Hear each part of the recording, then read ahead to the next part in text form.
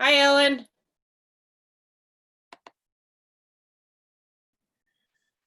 Howdy.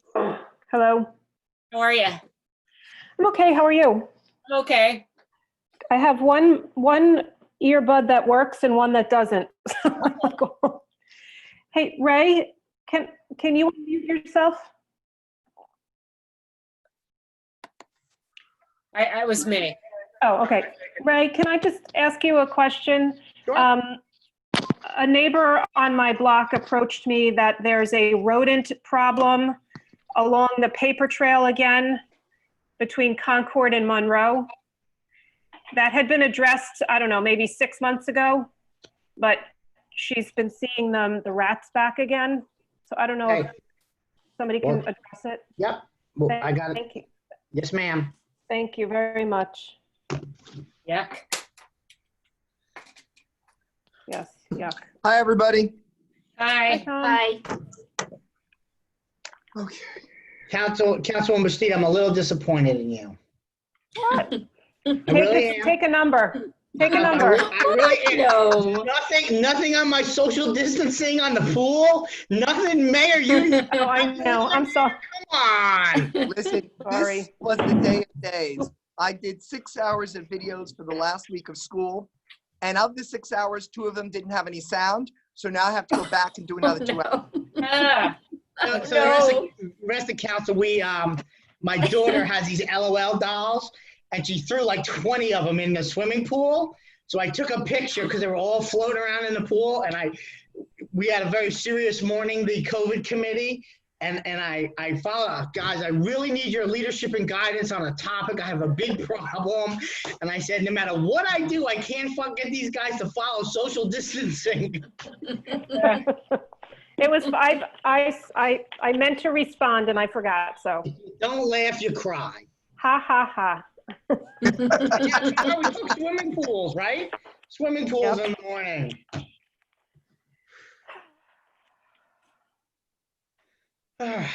Everybody pack their sleeping bag? for what? We're going to be Bree said, very "What time efficient. to be home?" I said, Okay. 11 to 12. I like that. I like the way you're talking. Yeah.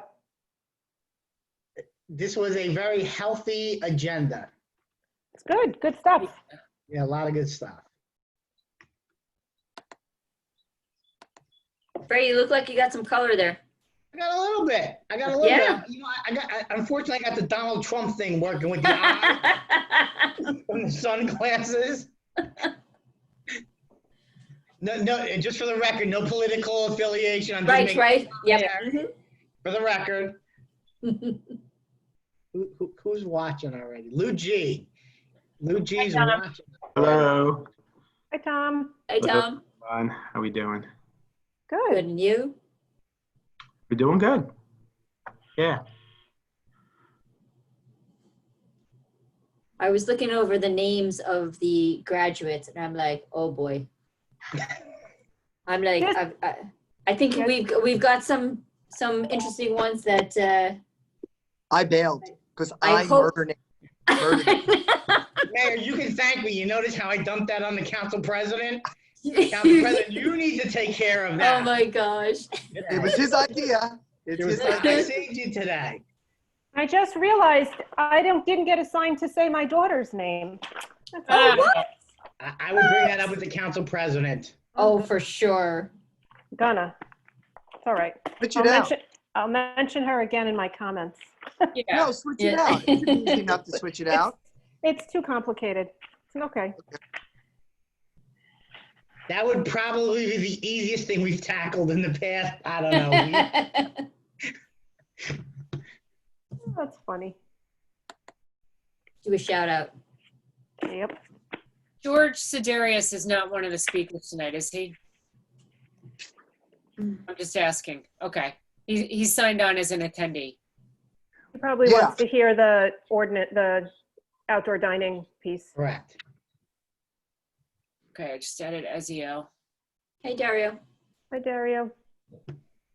Good evening, everyone.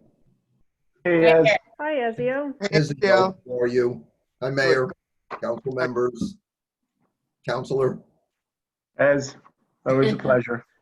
Thank you. Can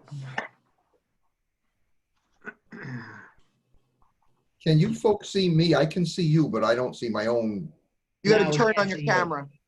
Turn on my camera. Mayor, you're Yeah. asking me for complicated. If you touch the screen, you should see an icon of a camera with a red line through it. Tap it.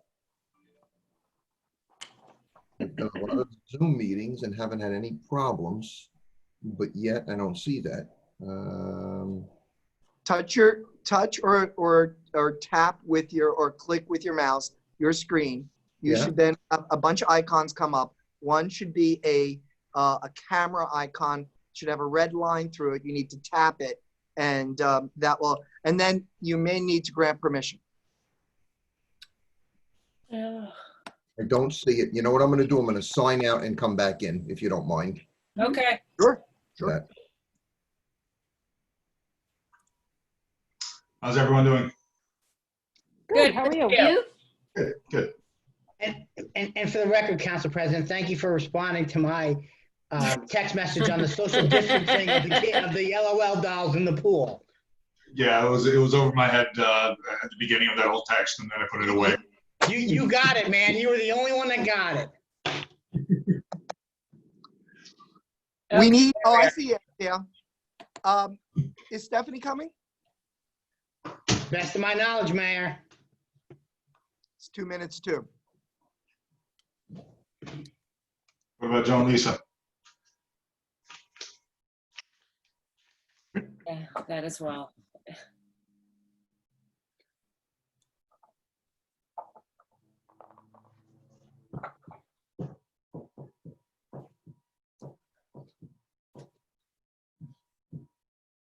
Here, I just sent her a text. Thank you.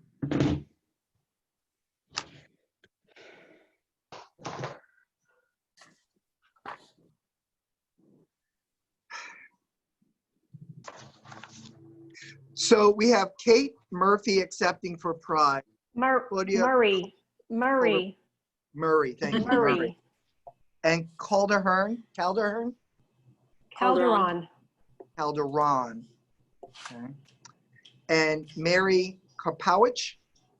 Karpowicz. You can see why I am not doing any of the names for the high school.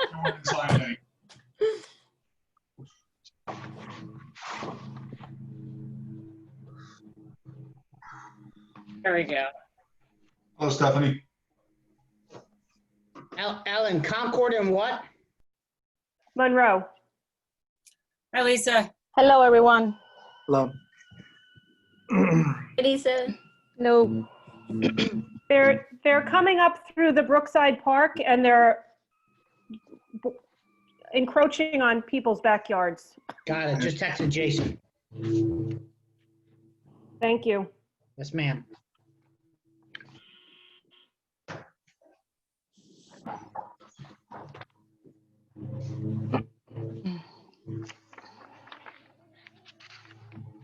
Hello, everyone. Hello, Joe. Hi, There. Joe. Hi, Joe. Hey, Joe. Councilman. Councilman,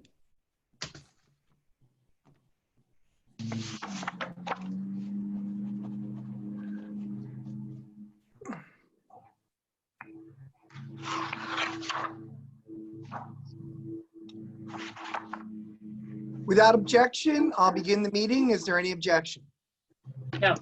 No. I call to order the meeting of the mayor and council, the Borough of River Edge, the June 8th agenda 2020 regular meeting.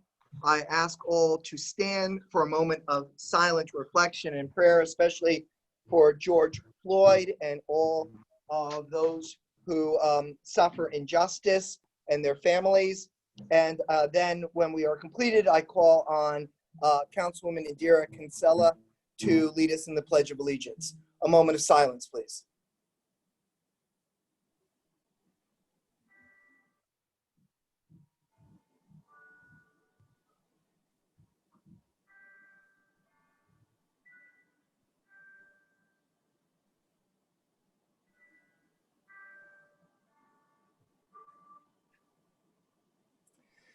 Councilwoman.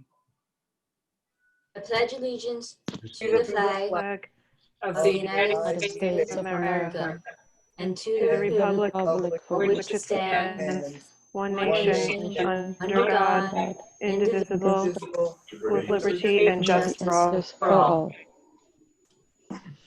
Okay.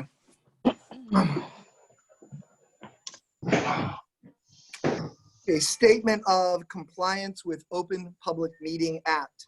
This meeting complies with the Open Public Meeting Act by notification on December 20th of this location, date, time to the Ridgewood News and the Record, and by the posting of the same on the municipal bulletin board and borough website, and a filing of the notice of the same with the municipal clerk. Today with us, in addition to our council people who the clerk will call and roll a second, we also have, of course, with us our business administrator, Ray Porio, our clerk, Stephanie Evans, and our borough attorney, Tom Sarlo. Other professionals are also joining us, and when we move to that portion of the meeting, we will introduce them. Council clerk, if you'd call the roll. You need to turn on your mic, Stephanie.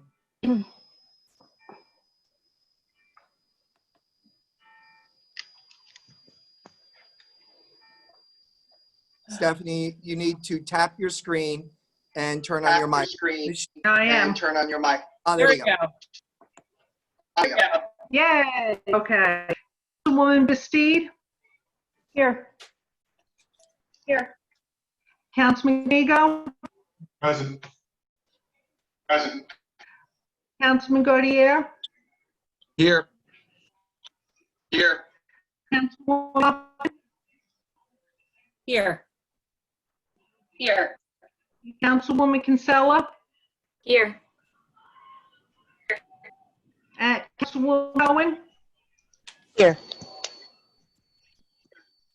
And Mayor Papaleo? Present. All right. I'm getting a delay. Someone needs to turn off. They could. We have a roll call. Oh, I know what the problem is. Please hold. I am not on a.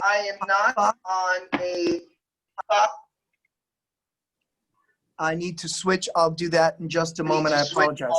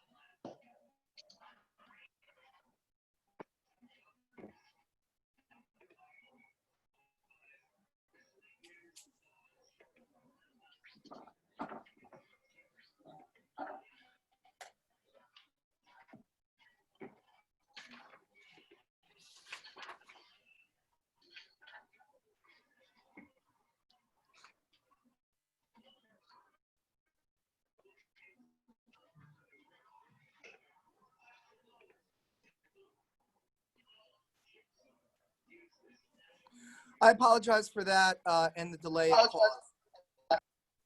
Okay, so first we have, minutes of the Mayor and Council.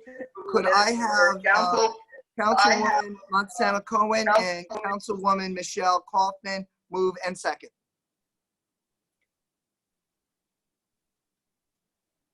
So moved. Second. It's been moved and seconded. I'm sorry. Would the clerk call the roll? Oh,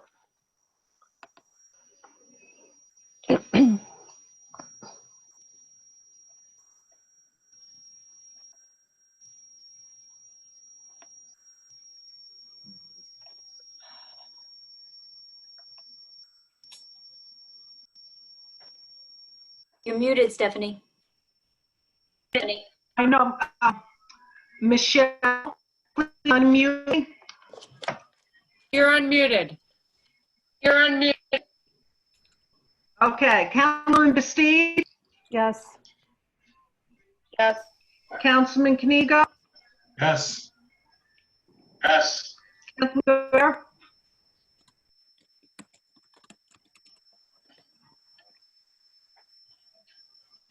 Councilman Gaudier? Yes. Yes. Thank you. Councilwoman Kinsella? Yes. Yes. Councilwoman Cohen? Yes. Yes.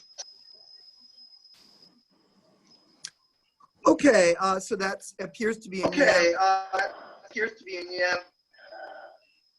We're now go to proclamations and awards. First proclamation is declaring the month of June 2020 as LGBTQ Pride Month. Could we have the Is anybody else hearing double? Or is it just me? Yeah. Yes. Yes. Yes, lots of terrible feedback. reverberation? I think it's because Stephanie's in the. Yeah. Yeah. Somebody's on a mobile phone, apparently. No, not on the phone. On the phone. Not on it. You still have to be muted because we got the echo. And you're unmuted.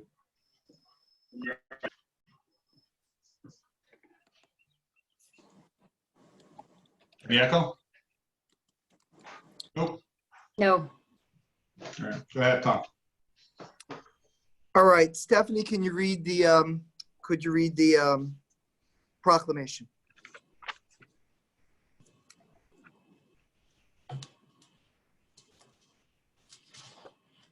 Okay. Can you hear me? Yes. Okay. Actually, Mayor, you have proclamations. All right, then let me read it. Let me see if this works. Hopefully we have no reverberation from this point on. So I have a clear delay. I'm so sorry to the public. Proclamation. Whereas the struggle for dignity and equality for lesbian, gay, bisexual, transgender, and questioning LGBTQ people is reflected in the tireless dedication of advocates and allies who strive to forge a more inclusive society. And whereas President Bill Clinton on June 2nd, 2000 declared June Gay and Lesbian Pride Month to commemorate the June 1969 Stonewall Uprising in Lower Manhattan on June 1st, 2009. President Barack Obama expanded the commemoration further by declaring June to be Lesbian, Gay, Bisexual, and Transgender Pride Month. And whereas June 28th, 2019 marked the 50th anniversary of the Stonewall Uprising, which broke out following a police raid on the Stonewall Inn, targeting LGBTQ patrons and other marginalized people in violation of their civil rights, leading to the birth of the gay rights movement. And whereas LGBTQ Americans, including those who live in our community, face discrimination simply for being who they are and for who they love. And there remains much work to be done to extend the promise of our country to every person. And whereas the landmark Supreme Court decision of 2015 guaranteeing marriage equality in all 50 states was a historic victory for the LGBTQ Americans and continues to affirm our belief that we are all more free when we are treated as equals. Now, therefore, be it resolved that I, Thomas Papaleo, Mayor of the Borough of River Edge, in recognition thereof, do hereby proclaim the month of June 2020 as LGBTQ month. Could we unmute Kay Murray to accept and make a brief comment? Is Kay Murray present? Yes, 1 second.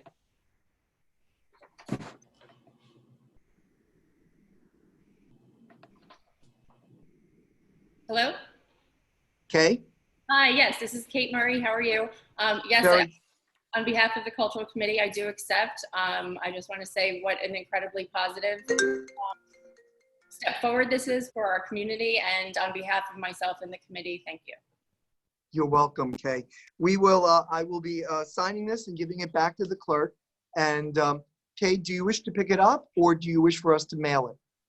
I'm happy to pick it up.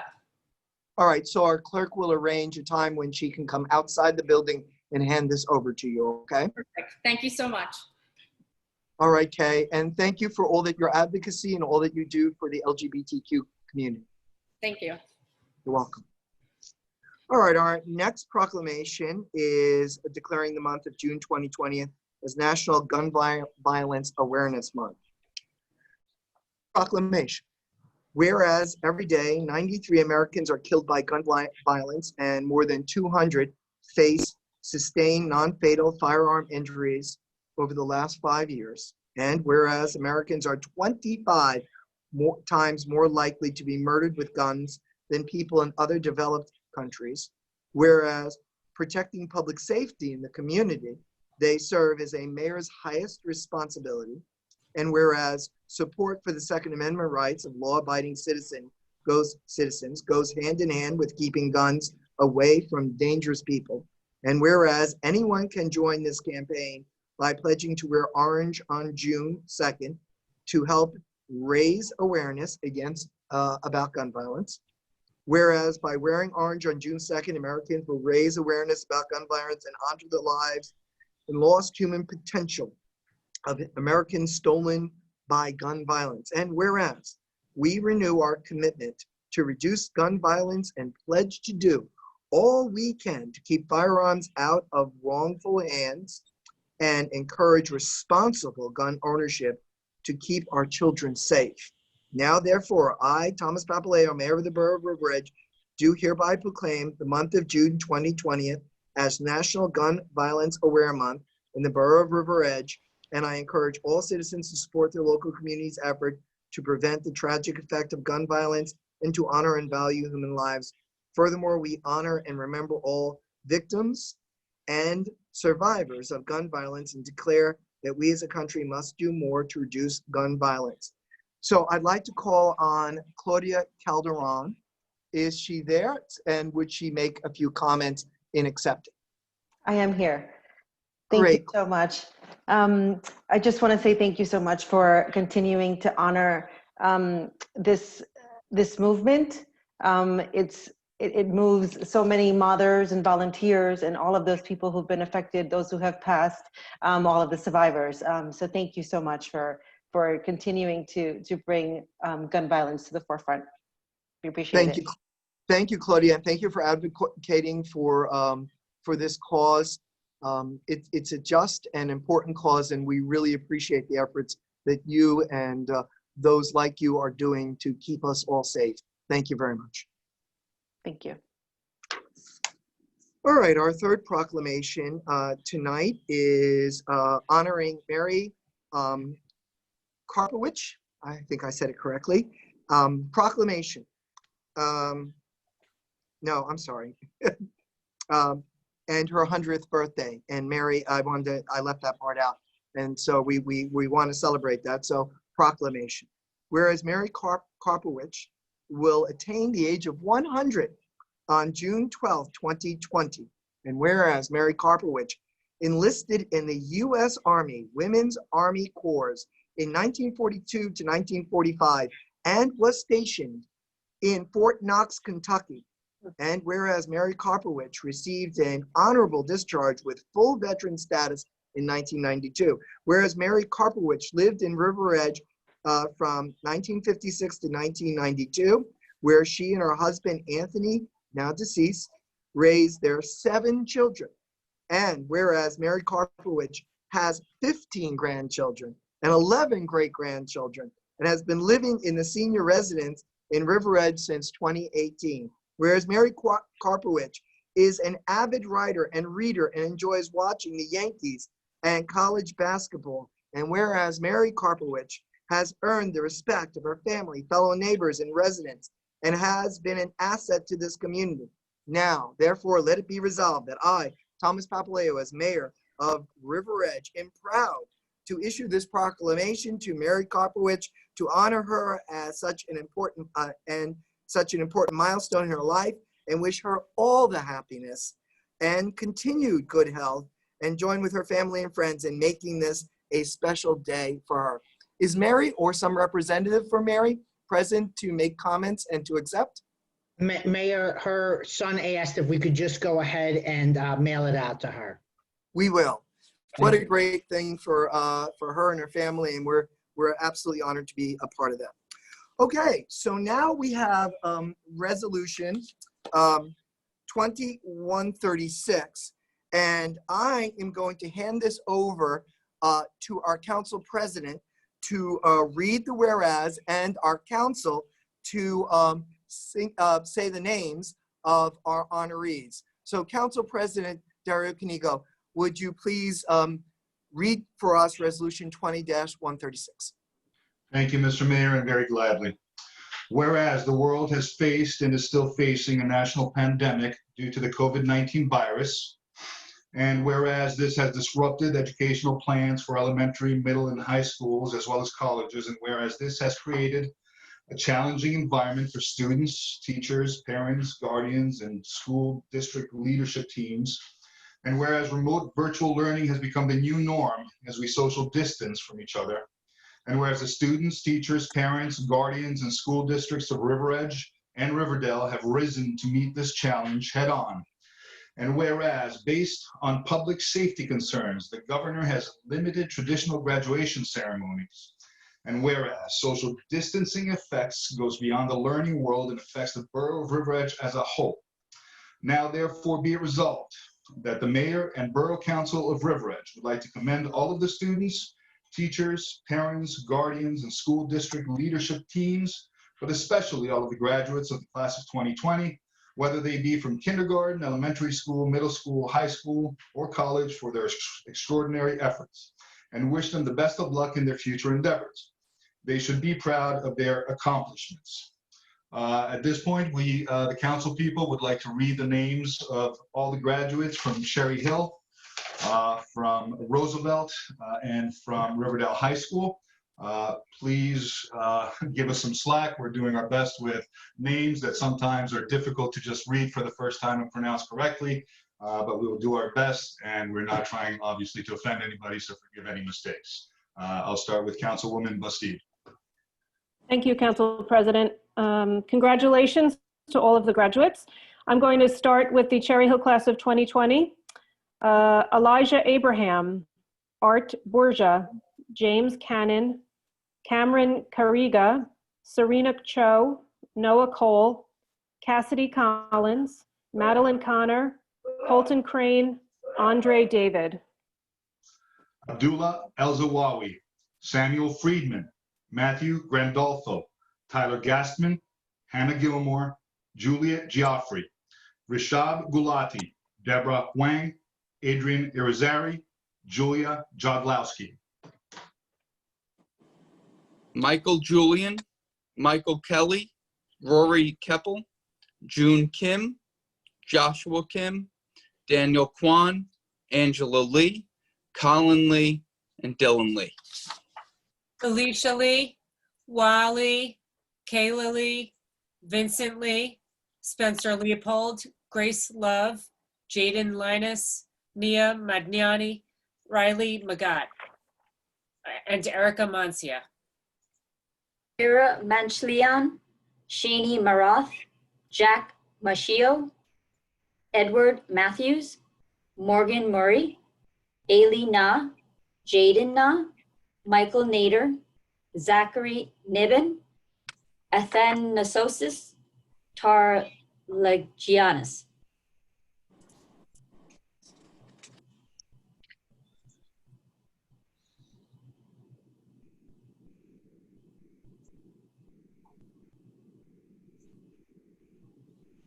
Lisa, your volume. Orestes Tarlagianis, Emma O'Donnell, Brian O'Leary, Dennis Oskin, Shan Paliwan Stoltz, Gabriela Parenti, Ethan Perkins, Francesco Petrosino, Christopher Porco, and Michael Porco. Henry Porter, Marcus Quijano, Thomas Raskin, Alyssa Reyes, Nicole Ruiz Cortez, Hannah Swatelli, Avery Sabong, Elva Song, Justin Spano, Marcus Valcarelso. Matthew Valencia, Luca Vasquez Alvarez, Hamel Ventimiglia, Victoria Way, Hilary G, Haley Yin, Daniel Yu, Aaron Yun, Hannah Yun, Vincent Zhu. That's the class of Cherry Hill from 2020. Next is the class, the Roosevelt School class of 2020. Jenna Agarup, Atunk Avsiaglu, Amara Barber, Samara Barth, Christopher Baxter, Sean Baxter, Scarlett Blackman, London Brignola, Clyde Odiano, and Claire Bastille. Michaela Cabanlet, James Campanelli, Haley Cardenas, Andrew Kalin, Kayla Cha, Mario Chape, Alexander Chili, Stacy Cho, Evan Choflet, and Yesio Choi. Jonathan Kampa, Joseph Darmachwal, Max Dew, Edward Dumitru, Jace Estrin, Michaela Fortini, Sebastian Gallo, Nicholas Garulo, Ava Gutierrez Bigar, Alex Hernandez. Kyle Wan, Michelle Wan, Atia Jackson, Dai Yun Young, Abigail Kim, Annette Kim, Ian Kim, Jaden Kim, Caitlin Kim, and Caroline Connie. Madison Kreutzer, Delaney Kristen, Kane Lanza, Hannah Lee, Logan Lee, Nicholas Jaden Lee, Shiloh Lee, Connor Lehman, Owen Martin, John McElroy. Marissa May, Noah Miller, Neil Murmira, Charles Ing, Justin Ing, Sean Pack, Jeffrey Park, Thomas Fledgling House, Hannah Qureshi, Daniela Roth. Gabriela Saladin, Jocelyn Salazar, Sadira Sanchez, Cecilia Schlegel, Sawyer Schlegel, Angela Shi, Gina Shim, Lena Stanis, Parnika Thota, and Juliet Tetchin. Aiden Trujillo, Caitlin Tershman, Bria Van Wettering, William Vasey, Valerie Visconti, Kenneth Walsh, T. Swinekopf, Zion Yoon, and Ewan Zhao. Congratulations to the Roosevelt class of 2020, and now the Riverdale High School class of 2020. Emily Rose Agresta, Peter Jeremy Akdemer, Justin Morgan Alter, Mia Josie Armin, Annabelle Elizabeth Babington, Sue Min Beck, Andrew Baker, Sania Balguhun, Craig Bartonicki, Juliana Blasco. Brianna Bonardi, Genevieve Bugat, Lindsay Kathleen Boyd, Shane Aloysius Boyle, Aiden Matthew Brignola, Holden Maxwell Brodenser, Justin Robert Brown, Jack Brunner, and Justin Kalen. Caesar Cartelli, Paulo Andrea Castro Fuentes, Danielle Chamberlain, James Baldwin Chan, Nicholas Evan Chan, Kenneth Cho, Sarah Cho, Yuna Chung, Lindsay Brooke Kampa, Ryan Thomas Conley. Melissa Cortez, Mary Elizabeth Corain, Alyssa Taylor DiLorenzo, Jillian Taylor Demetriou, Stephen Diamond, James Doback, Olivia Hui King Dunleavy, Russell Cole Ehalt, Harrison Carlos Fairchild, Brianna Fernandez. Christopher Rock Forster, Scott Patrick Garcia, Ryan Lawrence Goldstein, Kevin Grande, Robert Alexander Grisham, Gabrielle Ann Gruppenhoff, Stephen Gu, Thomas Patrick Herity, David Lawrence Holsley, Juliana Ronsick. Jeffrey Jason Wah, Matthew Huffman, Joshua Yancey, Nadine Christina Sidom Javier, Carolyn Rose Jennings, Justin Sun Kang, Lauren Kate Kavan, Andrew Kim, Yosuk Kim, Youngwee Charles Kim. Parmahar Singh Kohli, Lauren Michelle Cossett, Gianna Rose Lanza, Elizabeth Sharhang Lee, Caitlin Gome Lee, Tyler Leopold, Anthony Licata, Anthony Michael Ligio Jr., Lauren Marcella Lisica, Chechen Lee. Connor Thomas Locke, Jared Austin Lockmeyer, Jane Elizabeth Mansali, Madeline Sage Montanti, Bracken Matthew Mazzoni, Aidan Daniel McCarthy, Ryan Joseph McCusker, Daniel Michael McGinley, Joseph Dennis Mallet, and Ryan Jedder Misali. Simone Montez, Jed Marone, Sarah Munoz, Jack Ronald Jude Nastasi, Amanda Newman, Jean Paul Ortiz, Denisha Alaya Owens, Kaylee Pack, Michelle Valerie Paley, Justin Palladino.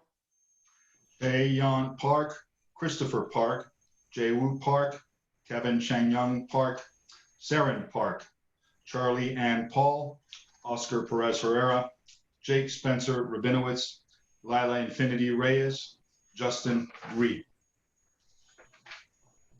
Daniel Riccone, Jada Nicole Rodriguez, Lucas Rodriguez, Gregory Jacob Ravinsky, Theodore Sanford, Aria Nicole Santana, Yijun Seo, Zachary Jordan Scheinman, Janae Shin, Carter Catherine Solani.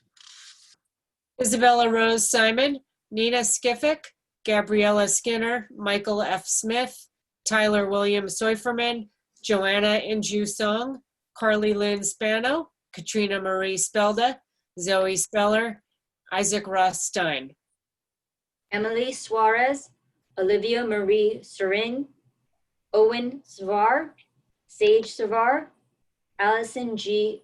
Tarifa, Ryan William Mastriolia Thomas, Lucas Alberto Torres, Trinity Trancasco, Lily Brienne Vanderbeck, Willie Jose Vasquez Ray. Chloe Elizabeth Visi, Kyla Marie Villalba, Jared Mitchell Wagridge, Rachel Alexander Walker, Kelly Nicole Walliser, Julia Charlotte Wester, Caitlin Patricia Wellham, Stephen Yoon, Rebecca Megan Samsky, Kathleen San, and Jeffrey Sang. Congratulations to all the graduates of 2020. Could I have it moved by our council president and seconded by Councilwoman Ellen Bastide?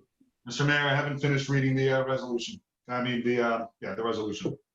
Be it further resolved that the Borough Clerk is hereby instructed to forward a copy of this resolution to Riverdale Superintendent of Schools, Patrick Fletcher, and River Edge Superintendent of Schools, Dr. Tova Bando, dated today. Thank you. Congratulations to all the graduates, Mr. Mayor. I will so move.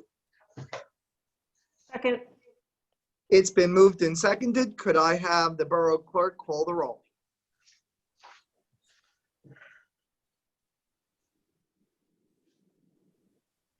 Bastide? Yes. Go. Yes. Councilman Bear? Yes. Yes. Councilman Hoffman, Yes. Councilwoman Sella, Yes. and Councilwoman Cohen. Yes.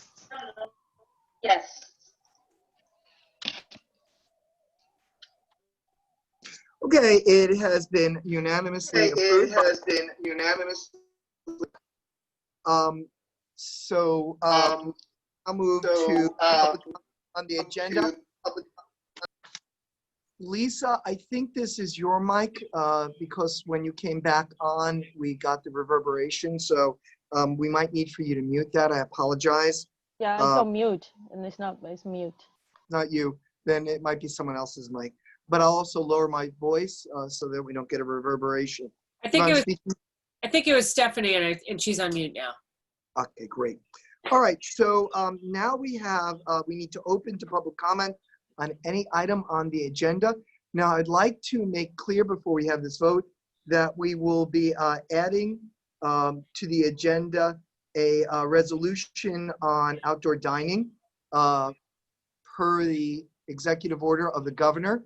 And so that is also an item that has been walked in. And so if anyone wishes to come on that, they may do so. Could I have Councilman Gaudier and Councilwoman Kaufman move and second to open to the public on any comment on the agenda? So moved. Second. It's been moved and seconded. Could the clerk call the roll?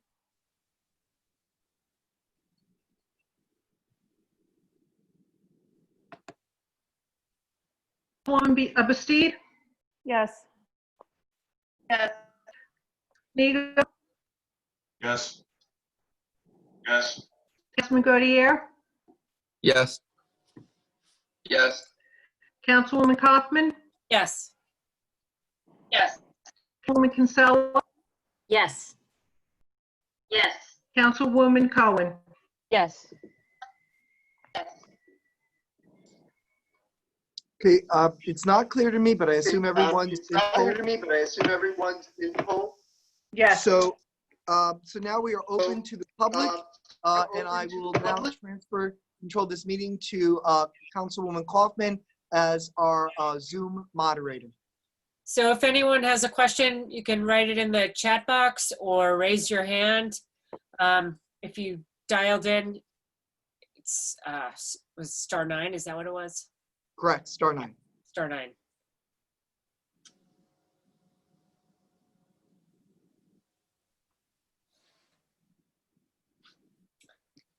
So we'll give this about 30 seconds.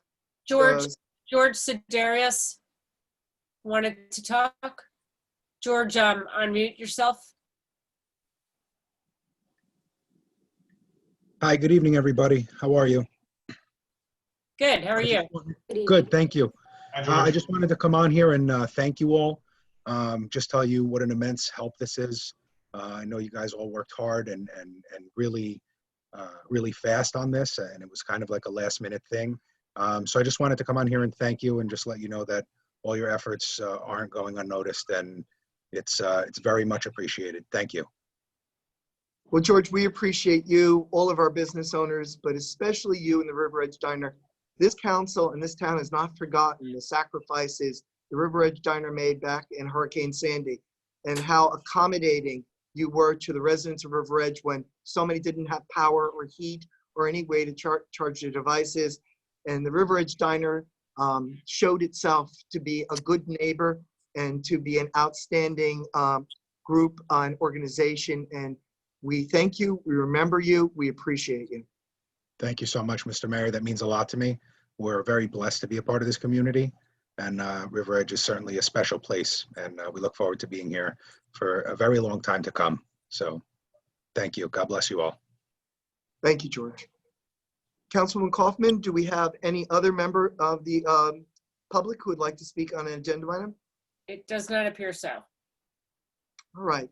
Could I have Councilwoman Montesano Cohen and Councilwoman Kinsella move and second to close to the public? So moved. Second. It has been moved and seconded. Could I have the Borough Clerk call the roll?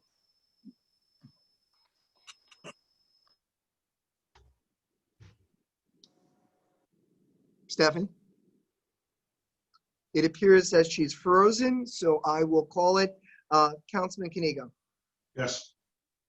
Councilwoman Basile, Yes. Councilman Gaudier, Yeah. Councilwoman Kaufman, Yes. Councilwoman Montesano Cohen, Yes. Councilwoman Kinsella. Yes. Been a unanimous vote. We are closed to the public. We move to resolutions by consent.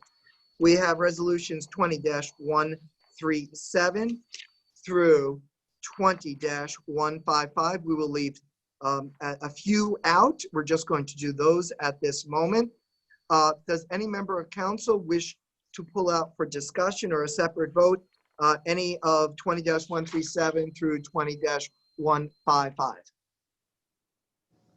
Hearing none, I will ask for a motion from Councilman Gaudier and a second from Councilwoman Bastide. So moved. Second. It's been moved and seconded. It doesn't look like our borough clerk is back, so let me call the roll. Councilman Kaniga, Yes. Councilwoman Bastide, Yes. Councilwoman Gaudier, Yes. Councilwoman Kaufman, Yes. Councilwoman Montesano Cohen, Yes. Councilwoman Kinsella. Yes. So resolutions 20-137 through 20-155 have been unanimously approved. I call on the chair of the finance department, Councilwoman Kaufman, to move, and I call on Councilman Gaudier to second the payment of the bills and to read them. And then I will call the roll if our clerk does not return. Resolution 20-156, payment of bills. At a regular meeting of the mayor and council of the Borough of River Edge, County of Bergen, State of New Jersey, held on June 8th, 2020. Be it resolved that the mayor and council of the Borough of River Edge approve the following expenditures. Current fund account, $224,540.58. Capital fund account, $700. Animal control account, $10.20. Trust other account, $3,032. Payroll account, $9,213.60. Developers escrow account, $3,657.50. Recreation account, $419. I hereby certify that this resolution has been adopted. So moved. Second. It's been moved and seconded. Let me call the roll. Council President Kaniga, Yes. Councilwoman Bastide, Yes. Councilman Gaudier, Yes. Councilwoman Kaufman, Yes. Councilwoman Montesano Cohen, Yes. Councilwoman Kinsella. Yes. So at this point, we're walking in resolution 20-163, a resolution of the Borough of River Edge in the County of Bergen, State of New Jersey, temporarily modifying certain outdoor dining requirements to enable local restaurants to implement social distancing and facilitate small business recovery in light of the COVID-19 public health emergency. This is a matter of record now, but I'm going to ask for it to be modified from the version that the council has received. We're going to ask for one modification. That modification, we already have a modification that came earlier today, moving outdoor occupancy of parking lot. Let me just draw the attention of the council to paragraph 5B. The bottom of the paragraph, the 20% has been moved to 35%. So this allows for 35% of parking lots and other elements of the property to be used for outdoor dining. There is another part that has not been sent around to the council or put online, and that would be a new paragraph we're going to modify. It will be paragraph 13 if the council approves it, and it would be that paragraph would say no smoking within 50 feet of outdoor dining. Is there any objection to the modification? No. Okay, No. hearing none. I'm going to just ask Mr. Sarlo, our borough attorney, if we may at this point vote on it.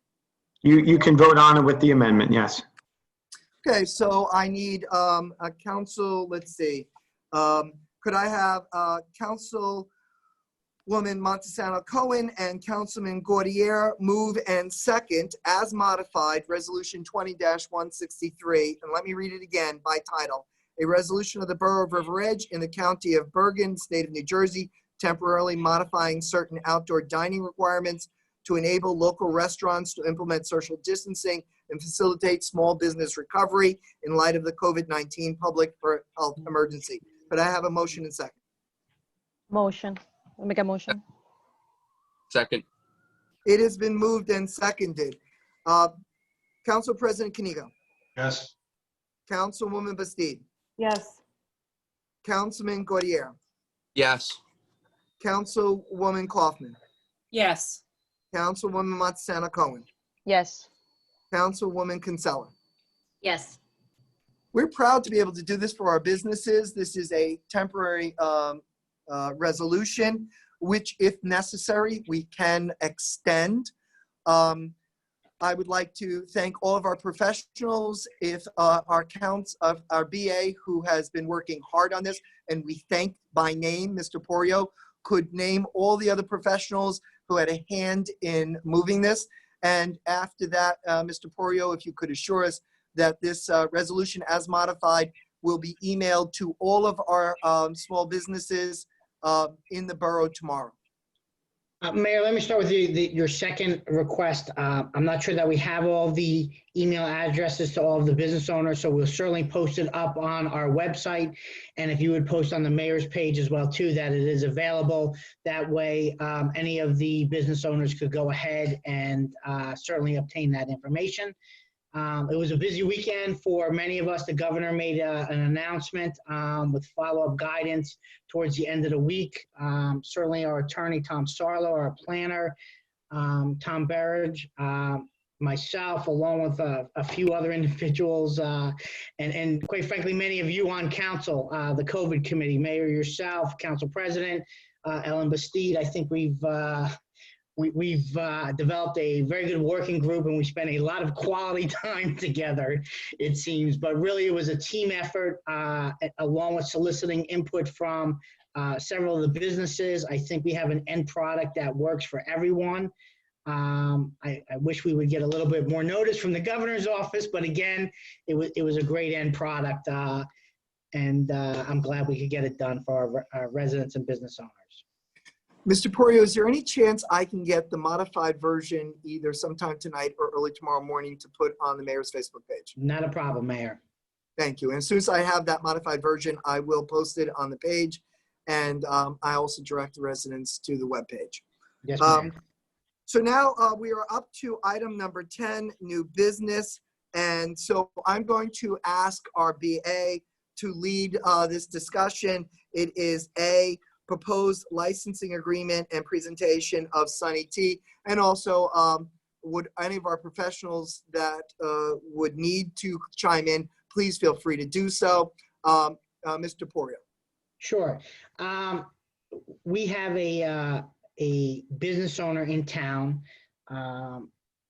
that is looking for what they call a franchise agreement or a licensing agreement. And I'm going to let Tom Sarlo follow up after me just to make sure that I didn't miss anything. When certain amendments or certain things are done to the property that don't fall under the purview of the land use board, it then comes to council. Council is the only one that can grant activities to go on within the borough right of way. This owner has made an application for 7.1 square feet to utilize 7.1 square feet of borough property. We've listed 4 or 5 different specific documents onto the docket that I've asked the attorney or the applicant's attorney to go ahead and to review with council. And then ultimately is your decision whether you want to move forward with this or not. Tom, am I missing anything? Tom Sarlo?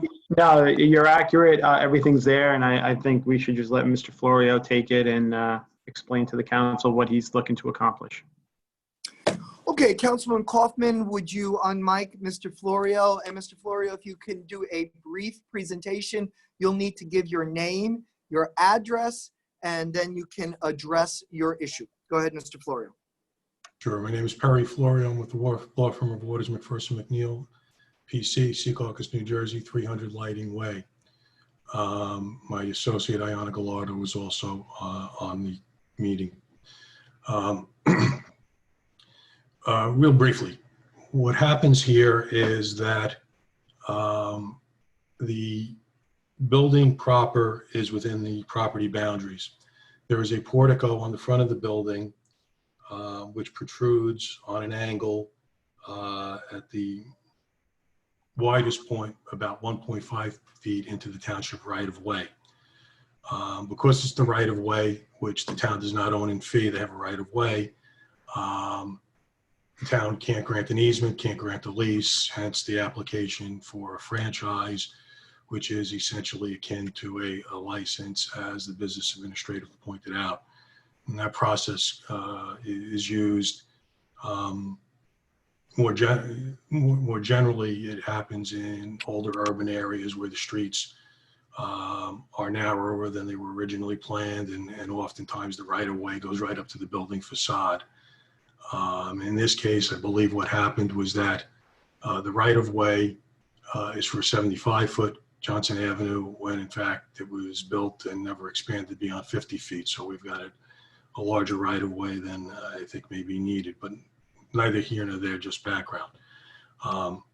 Currently, the facility, which previously operated as Regova, does not have handicap access to the restrooms, which are both located on the second floor. Older patrons are anticipated in significant numbers because of the demographics. And as such, the client has expressed a desire to include a handicapped lift, which is a true lift, not something that attaches to the stairs. It's, it's such that the wheelchair can be put onto it. It raises up to the second floor. It's all enclosed and safe, and they can get out. In order to service the handicapped community, including but not limited to the elderly. And as I noted, the bathrooms are both on the second floor. So right now, if somebody's in there, there are potential issues with their ability to get up to the restrooms. There is really no other location other than that proposed for that handicapped lift. When you're facing the building, if you had a chance to look at the site plan, it's proposed to be on the left side of the portico. If we were to put it on the right side, actually, it would extend further into the right-of-way because the building facade protrudes farther on the right side than it does on the left of the portico. But additionally, the main gas service for the building enters there, so that would be a very large problem. We can't go to the right of the building because what happens there is that you either wind up infringing and basically building a bank for this, and you're either infringing on the dining room and the existing parking and losing parking, which is at a premium for this site, or you literally have to build a lift that opens into one of the two restrooms, so that doesn't work. When you look to the left of the building as you're facing it, we again have an issue because the staircase banks all on various angles are along that wall, so you can't put it there because it would come up into a landing or into a staircase. And if you'd like, we have a layout of the second floor that we could put up, but I'm not sure that it's necessary. I don't want to make this any longer than we need to. Finally, we can't put it at the rear because the second floor doesn't exist above the entire building. It only exists above the front portion. The kitchen, which is located in the rear, does not have a second floor above it. And again, we have the same staircase issue. So this is really the only place that it can go. We've looked at this quite a number of ways. It's an expensive proposition to begin with, and just doesn't work anywhere else. So that's the reason that we're here. It was discussed briefly at the application before the land use board, but rightfully so, it was pointed out that that had to be heard here before the mayor and the council. With respect to any safety concerns, I point out a few things. The first is we're talking about a very minor encroachment, 7.1 feet, maybe slightly less. Because what would happen is that it would be located to the left of the existing portico. The portico would be instead extended to enclose it so that it's within the existing portico, and it would lift up to the second level because it's a 2-story portico, and handicap access would be through what is now a storage room adjacent to the dining area and the restrooms, which would in fact be changed into a vestibule, so to speak, where the handicap lift would let people off. So that's the nutshell of the size of it. The encroachment is nowhere near the road. I know we hear right away and we hear road and everybody gets nervous. But what I need you all to understand, and my associate will be able to put up a crop of the site plan that we provided, if necessary, which bears this out. We've got 15 feet between the edge of the roadbed and the property line here. So we've got the roadbed, then we've got the curb, then we've got 5.5 feet of grass median until you get to the sidewalk. Then you've got the sidewalk, which I think is 4 or 5 feet wide. Then once you get past the sidewalk, you've got another foot of area until you get to an existing concrete block wall that is a pre-existing encroachment, as is part of the other part of the portico. And that is 2 feet deep. That would be removed in the immediate vicinity of this facade. Concrete pad would be poured from there to underlay the lift. And then you've got another foot or two to a couple of feet to the facade of the new portico, such that, as you're facing the building, the existing portico is centered. To the left of it, you'd have the new enclosure that would be added to it. On the right side, the protrusion into the right-of-way would be roughly 2 feet. Because the building is at an angle to the right-of-way lines, it would increase slightly as you move to the left, but no more than 4 feet, slightly less as well, which gives us a total area that we're looking for here for the encroachment of roughly 7 feet. As the proposed ordinance was drafted, insurance will be provided, naming the township on a general liability policy and standard amounts. So there's really, you can never say never, but there's very little risk here. The property is on the side of the street such that the traffic, as you're looking at the building, is coming from the right. So, if there was any concern about traffic in this protrusion beyond what I've explained to you, literally what would have to happen for a vehicle to get anywhere near that extension is they'd have to jump the curb, maybe hit a utility pole, cross a grass median, cross the sidewalk, hit the block wall, the front of the portico, and then they get to the new portion of the portico. And the new portion of the portico, incidentally, does not protrude as far as the existing portico. It would, in fact, be slightly set back from that. So that is essentially everything that I'd like to tell you. If you'd like to see either of those, the markup or the second floor layout that I've referenced, please let us know. We'll be glad to put them up. And if you have any questions, please let us know. We also have the representative who's overseeing the construction for his daughter's LLC available to answer any questions that my associate or I can't. So, Mr. Porio, could you lead our professionals in offering comment? And then after that, if we could see, Mr. Florio, if you could then put up those 2 drawings. And after that, if the council could then offer their questions or comments. I simply offer that because on Zoom, we have to have some sort of organization. Mr. Poria. Sure, Mayor. I've invited Ezio, our insurance rep, here tonight, as well as our borough engineer, just to give you some feedback, and more importantly, for you to ask any questions and for you really to feel comfortable with this application.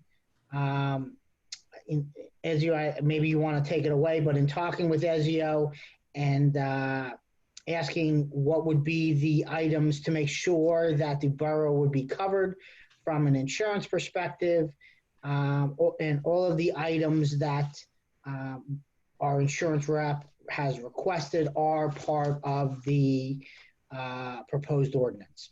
Ezio, I don't know if you want to say anything towards that. Yes, thank you. Thank you, Mr. Mayor. Yes, back on May 21st, I reviewed the proposed ordinance and responded to Ray in writing what my recommendations were.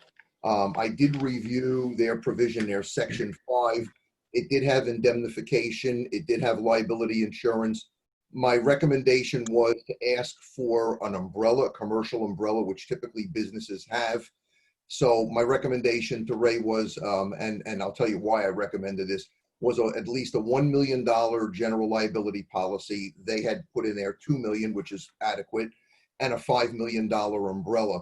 The reason I asked for those two combinations in unison and then naming the borough as an additional insured is because I did read that there was handicap accessible to this encroachment. And again, handicapped, it's a protected class. My concern was that because New Jersey is a litigious society, people do sue to protect the borough. I thought the $5 million was adequate for the umbrella.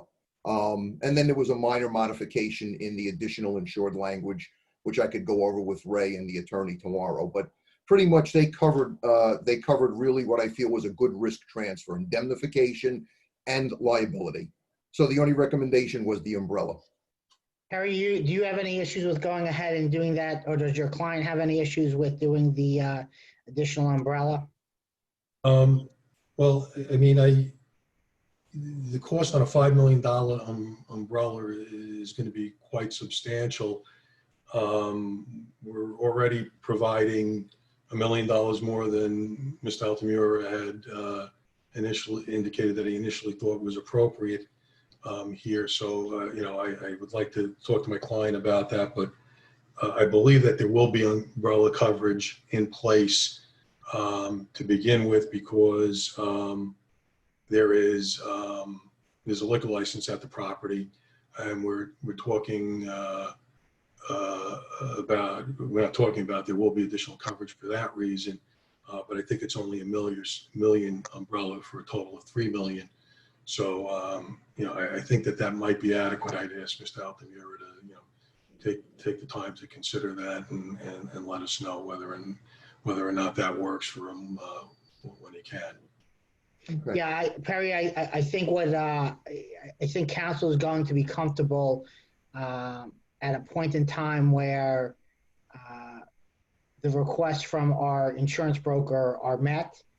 Again, I don't want to speak for anyone on mayor and council, but I do think if that's what his recommendation is, I think that's ultimately what the borough should follow. But, yeah, I understand, and I think that perhaps again, certainly we've got to be guided by your carrier, but I think if we can provide you some more detail on the lift itself, there might be less of a concern. It's quite frankly more akin to an elevator than it's not a scissor lift or something like that's going to be open for all intent and purposes.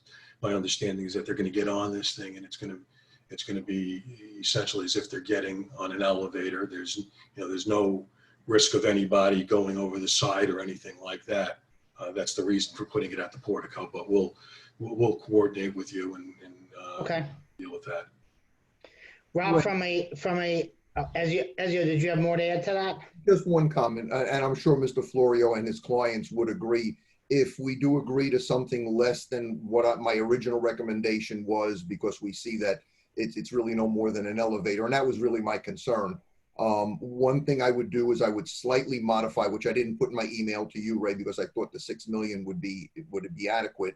But if we do modify that down slightly, one of the things I would add in the indemnification clause in section 5 would be language that the indemnification includes indemnification and hold harmless in favor of the borough, including attorney fees and defense costs. And the reason we put that in insurance language, indemnification language, is because in commercial liability, which your restaurant client probably carries, if you don't put that language in, then the defense costs are inclusive of the limits. If we put down in the indemnification that it includes that, they are outside the limit. So then now the $3 million is a limit for litigation. Defense costs are in addition to that. And there is a difference in risk management. So we would add that. And I don't think your clients will have a problem with that, because that's how most commercial general liability is written. Okay, thank you, Perry. Mr. Costa, do you have any comments on the site plan or anything else that you'd like to share? You gotta unmute yourself, Bob. Yeah, I just did. I don't know if everybody can hear me. Good evening, everybody. At this point, I have no comment. I think I'll be turning it over to Tom and let him discuss the setback issue, and then I'll jump back in. This is Tom Barron's Borough Planner. To be honest, I would ask Mr. Florio, when he shows his, I guess, illustrations, to provide an overview of what those setback encroachments are. From the planning perspective, the board reviewed the applicant's restaurant application. I'm sorry, the mongrels. The board reviewed the applicant's restaurant application about a month or two ago. They approved the restaurant to operate basically as the same as the former Ragova restaurant. The applicant at that time had requested this encroachment, but the board did not have jurisdiction. So the applicant's here before you today. The way I see it is you have a developed site with the existing conditions as they are. It is 2020. I think it's reasonable to request some sort of provision for handicap access. We've heard from the applicant's architect that this is the best and the only spot that they can provide it. Certainly the illustrations will help us to understand, again, why they need this and why this is the best spot. So I guess we'll get to that in a few minutes.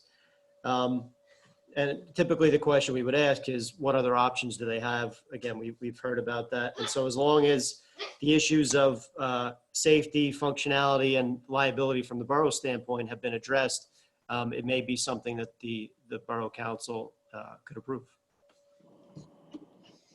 Mr. Costa?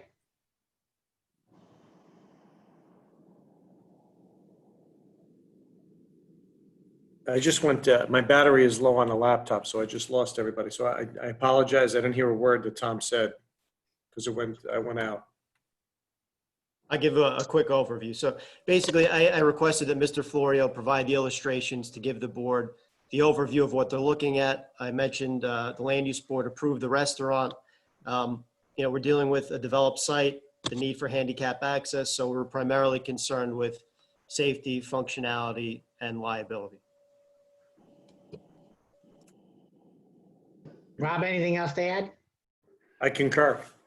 I think it comes down to whether it's a safety issue or not. If the requirements are met, if the carrier feels it's fine, then it's up to the council whether or not you want to approve a small encroachment into the public right of way. That's really, the planning board doesn't have the jurisdiction, which I think was mentioned earlier. And I guess until they put the site plan up, you'll see exactly what the encroachment is, and then the council needs to make a decision. Mayor and council, do you have any questions for Perry or for any of our professionals? Mr. Porio, could we hold that until we see the drawings? Because I think some of the questions might be redundant until we see that. And, okay. And then with the drawings up, then Mr. Costa and Mr. Behrings can make comments that would guide the council's questions. Mayor, which drawing are you looking for specifically?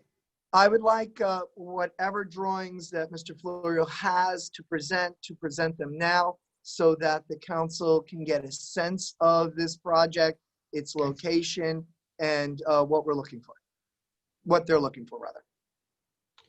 Perry, can you put up the site plan? Sure. Yeah, Ayana, can you put up the crop of the site plan to show the encroachment with the with the red markings indicating the distances. Okay, so if everyone can see this, this is just a crop of the full-size site plan that you all have, just showing the front of the property and the area in question. So if you look at the building footprint, you'll see the dark horizontal line is the property line. And you see in the center, the existing portico extends. There's a very small, narrow triangle on the other side of the property line, which is the existing encroachment, which on the far left-hand side is about 1.5 feet. To the right of that, the area, the rectangle shown with the dots in it is the area for the proposed ADA lift. So as you see, it's actually set back from the existing portico, but does need to, because of the size of the lift, continue across the property line into the right of way. As you look forward from that, in front of it would be a concrete pad that would abut the sidewalk, and the portion of the concrete block wall that's there, which is approximately 2 feet wide currently, would be removed to facilitate that access.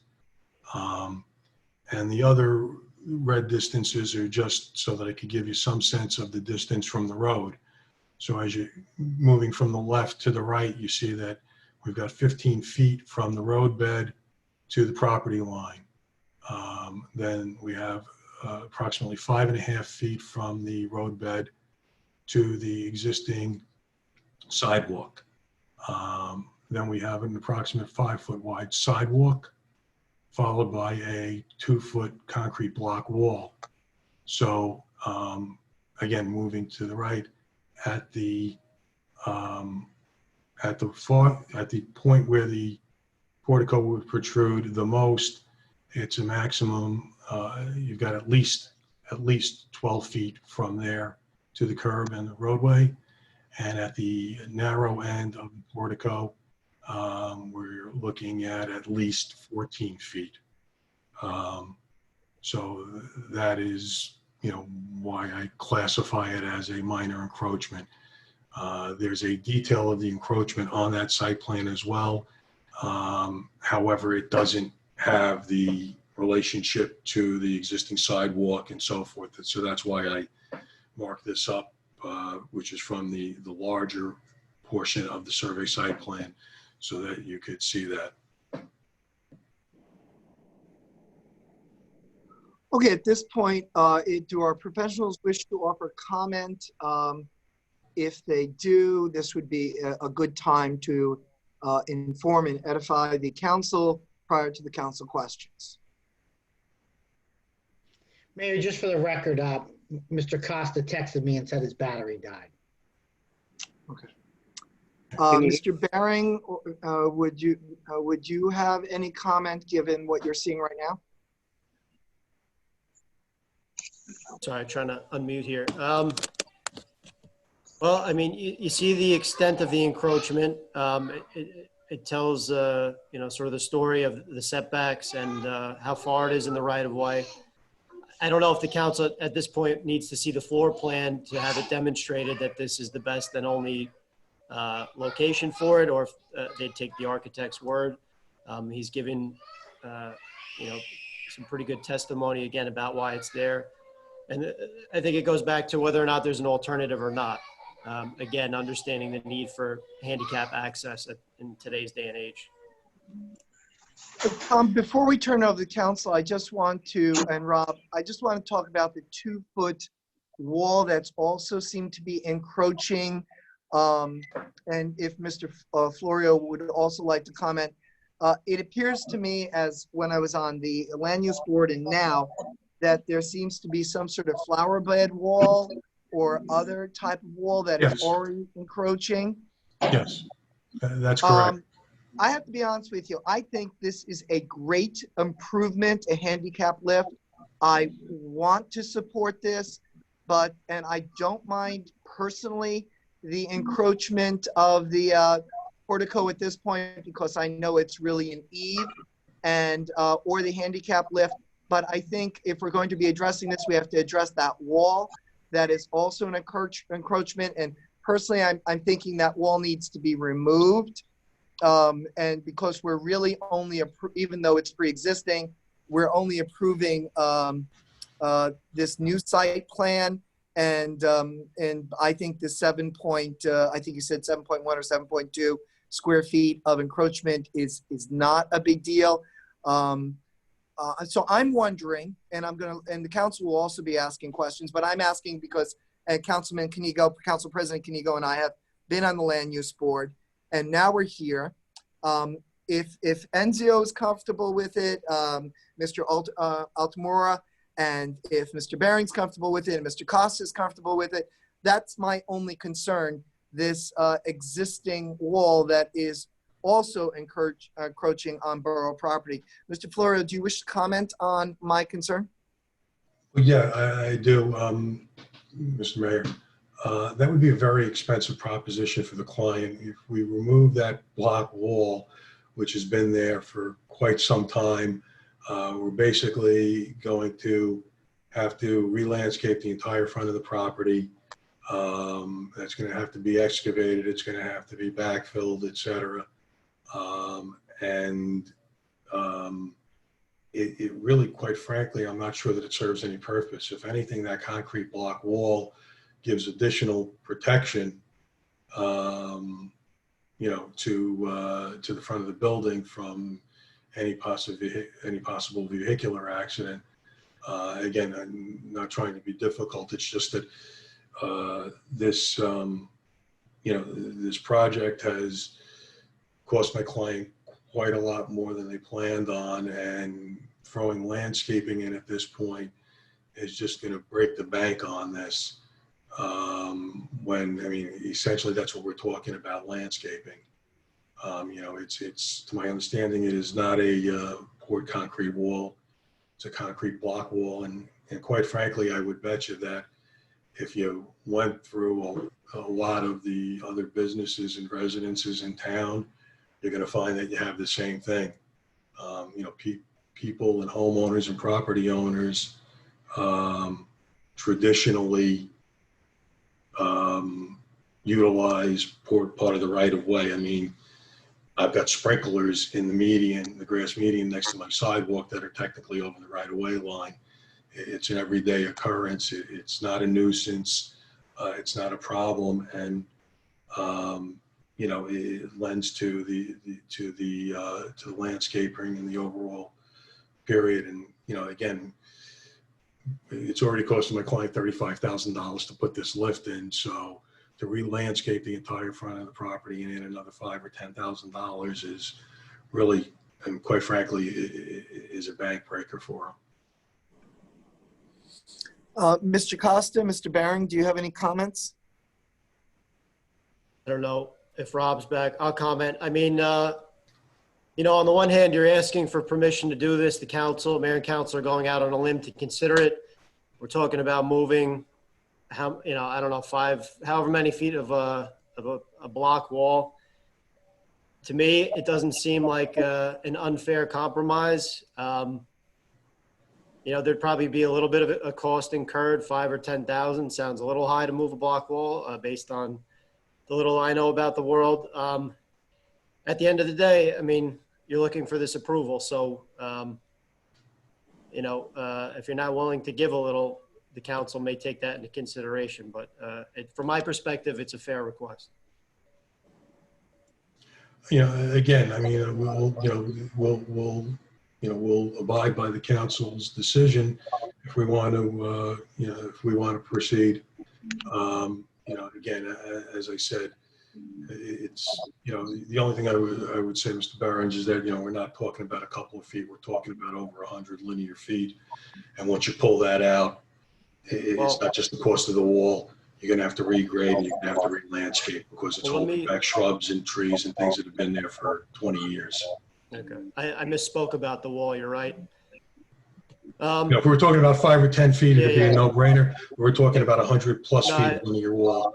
I see what you're saying. It's up to the council. I mean, it obviously, on the one hand, it's existing. It projects further into the right of way. to the extent that it poses a safety issue or not, being adjacent to the sidewalk. I guess I would ask, what's the cost of not getting the handicap lift at this point? Or what's an alternative to having the wall? Not being a landscape designer or engineer, it'd be nice to find a way to resolve the issue. Well, again, ultimately we'll abide by whatever the council sees fit to do. I mean, I'm just trying to make the case as to why it's not warranted and problematic presently. The other thing is that, we have an application that we submitted. I'm not sure that it's, I'm not a land use attorney, so I'm not fully familiar with the process. But we've got an application pending, and you in fact had a resolution on with respect to outdoor dining. This just enhances that and provides additional protection for patrons that would be involved in outdoor dining on the left side of the building, because you're protecting them from the public walking through. You're creating a barrier for purposes of distancing, and again, a vehicular barrier. We would ask that the council really consider that hard. I mean, as I said, we're not trying to nickel and dime the council or the town here, but my client's spending a lot of money on this project. There's been a lot of cost overruns, which are not the municipality's fault, certainly. There was a lot of work that had to be done that was not anticipated. Again, the annual costs here are going to be quite a lot. So, initially we'd like to not start out working in a hole. So again, I would ask that, you seriously consider conditioning the approval upon that.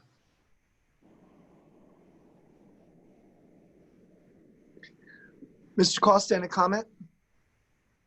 Mayor, again, if you feel it's an important part of it, it would remove the encroachment. Obviously, the further encroachment, it would be much less. Again, it's really the call is back to the council. If the council doesn't have a problem putting a portion of the building over the right of way, and to make up for it, remove the encroachment of the wall, because if you remember, the land use board required the entire sidewalk to be replaced.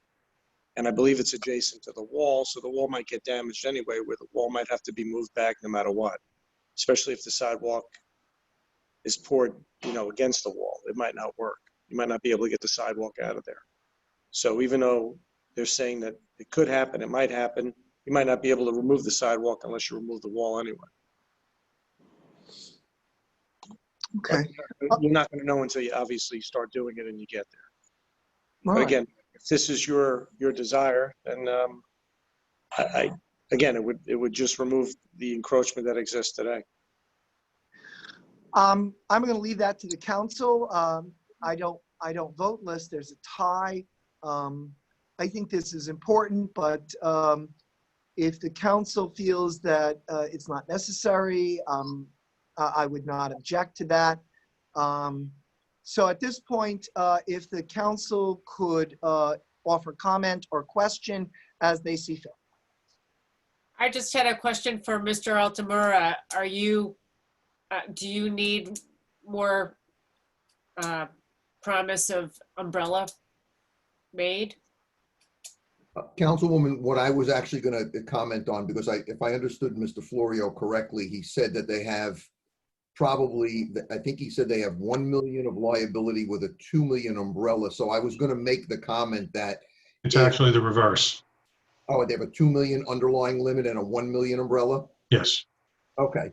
So if they went for the extra layers of umbrella, my comment was going to be that the layers of insurance get much cheaper as you go higher. So it may not be cost prohibitive to your client to achieve that total of $6 million.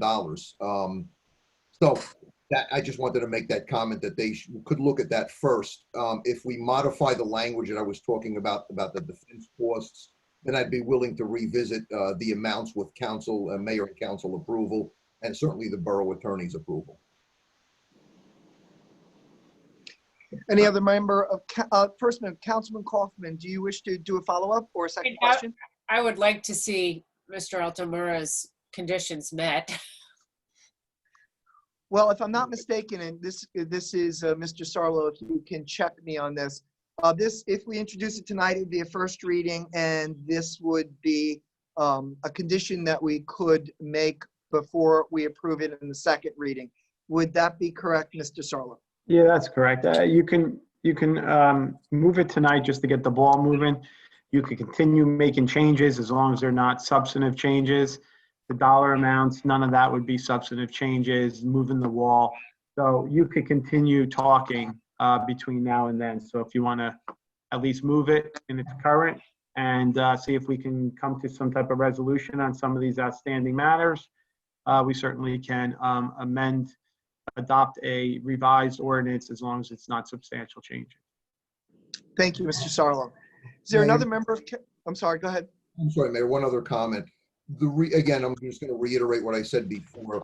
Because of the handicap exposure, that's the reason why I recommended the total of $6 million of liability. We're dealing with, in insurance, we're dealing with premises liability, which is not a huge exposure when it comes to risk, typically, like a contractor has that exposure to risk, or an amusement ride, or a mechanical device vendor.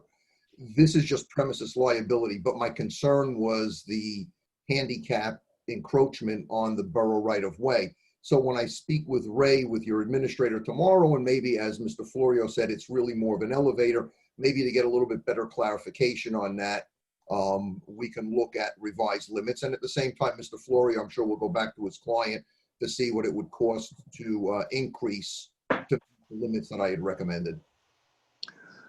Yeah, I mean, we'll certainly do that, Councilman Kaufman and Mr. Altamura. You know, again, I would just ask that everybody keep in mind that, you know, with all due respect, I know we've come to you hat in hand here, but we're talking about a foot, you know, on average, you know, 1 foot encroachment into what it would otherwise be a grassed area that, you know, most people don't even know belongs to the town. So I'm going to ask for other comments or questions from the council. But before we do that, I'd like council to know that even with my concern about the 2-foot concrete wall, I think we should move it as for a first reading, and we can then have our professionals discuss it with the property owner and his attorney, and then we could see whether we want to approve it in the second reading. Would any member of council like to ask a question or make a comment? Yes, Mr. Mayor. Council President. All right. I'm just nervous by nature, and I feel that you can never have too much insurance. I understand your point that it's a foot that nobody would otherwise know that the town owns, but if there were to be something that happened there and it becomes a question, the attorneys who were to sue the town would know that that foot belongs to the town, and we would get sued too. As far as insurance, in my experience, I'm also an attorney, and I've certainly practiced in the area of premises liability. I believe that it's not going to be terribly expensive. We are thrilled that Sunny Tees is coming to town, and you know, we're looking forward to it opening, and I think that this request is more than reasonable, and I think that certainly we should consider it and move it tonight. The only thing is that, you know, I tend to side with Mr. Altamura on the higher insurance requirement to feel protected. You know, we're talking about, you know, the horrible event here, right? That's what we're insuring against. So, you know, if a professional couple that's young with young children, God forbid, got into an accident, something happened and a car hit them or whatever, that could be costly. It could be more than 2 or 3 million. So, you know, that's what Mr. Altamura, I'm sure, looks at as a risk manager, the possibility and so forth. Now, if Mr. Altamura looks at all this and says, you know what, I'm comfortable with the 3 million, then I'm comfortable with that too, because we have the professional who's advised us as such.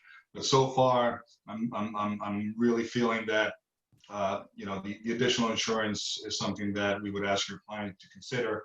But and I don't really personally care one way or another about the wall. So, Councilman, I apologize. I have a very hard time with you. that's okay. That's okay. It's key to go. Yeah, we will certainly speak to Mr. Altamura and go through that. As I understand his concern, it's it's not, as you described, the host of horribles. The request for the additional coverage is because we're talking about handicapped individuals. And I think if we can provide him some data that he can review with your carrier, you'll see that this is essentially an elevator and that risk is almost non-existent. So I don't want to belabor it. Mr. Altamura is comfortable with it. I am. Very good. Any other member of council wish to offer a comment or question? Hearing none, is there any member, well, the public cannot speak until we move it, and actually this is a first reading, so the public doesn't normally speak. Certainly comments at the later time can be offered. If there is no questions from the council at this point, I would entertain a motion and a second for a first reading of ordinance 20-08. So moved. Second. Okay, it's been moved and seconded. I know that our borough clerk is having some technical difficulties, so I'll call the roll without objection. Is there any objection? Without objection. Is there any objection? No. No. Very good. Council President Canigo. Yes. Councilwoman Bastide. Yes. Councilman Gaudier. Yes. Councilwoman Kaufman. Yes. Councilwoman Montesano Cohen. Yes. Councilwoman Kinsella. Yes. Okay, it has been unanimously approved at its first reading. It is clearly been stated that we expect our professionals to continue to speak with the property owner and his attorney, and we will revisit the issues that we raised at this meeting prior to voting on it at the next meeting. Mr. Florio, is that acceptable to you? Yes, Mayor. We'll be in touch with Mr. Sarlo's office and Mr. Altamura, and we will, get the numbers on the insurance costs and the specs on the. I was about to say elevator, on the handicap lift, which incidentally, Mr. Altamura, I understand, does have to be inspected by the state, and hopefully we can settle some of the concern.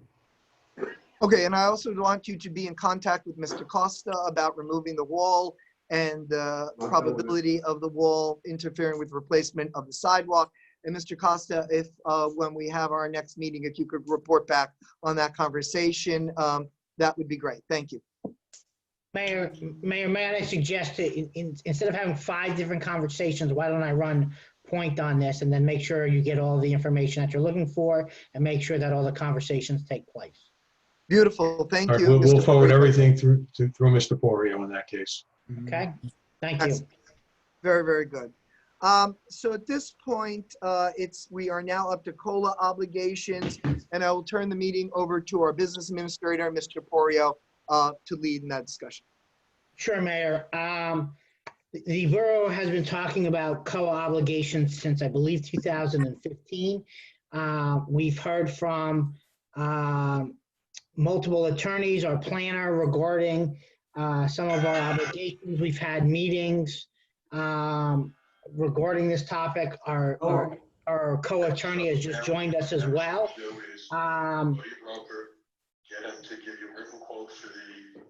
I'm hearing some background.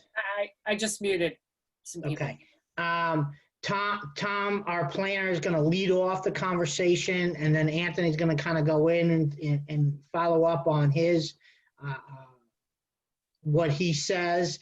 And then there are several items that are on the docket for you to address. And Mayor and Council, may I add, these really aren't items like the last one that we just had a discussion where it's really your choice of what you want to do.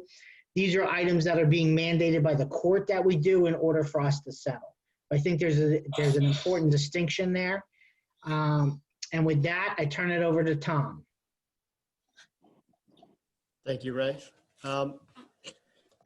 So we are in the compliance phase in terms of the borough addressing its third round affordable housing obligations. And basically, we're at the point where we have to implement the housing plan, the various ordinances and stipulations that were set forth in the settlement agreement between the borough and Fair Share Housing Center that was executed in June of 2019.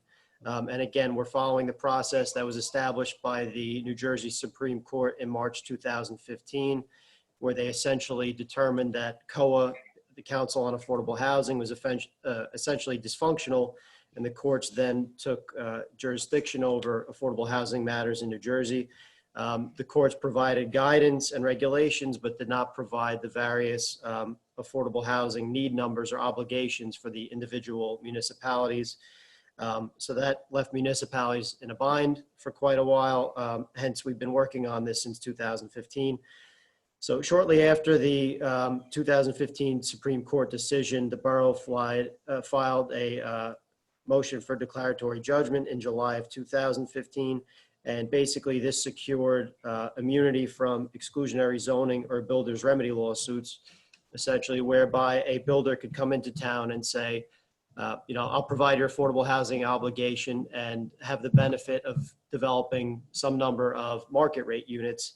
And basically it would be up to them to dictate how the development would occur and at what density.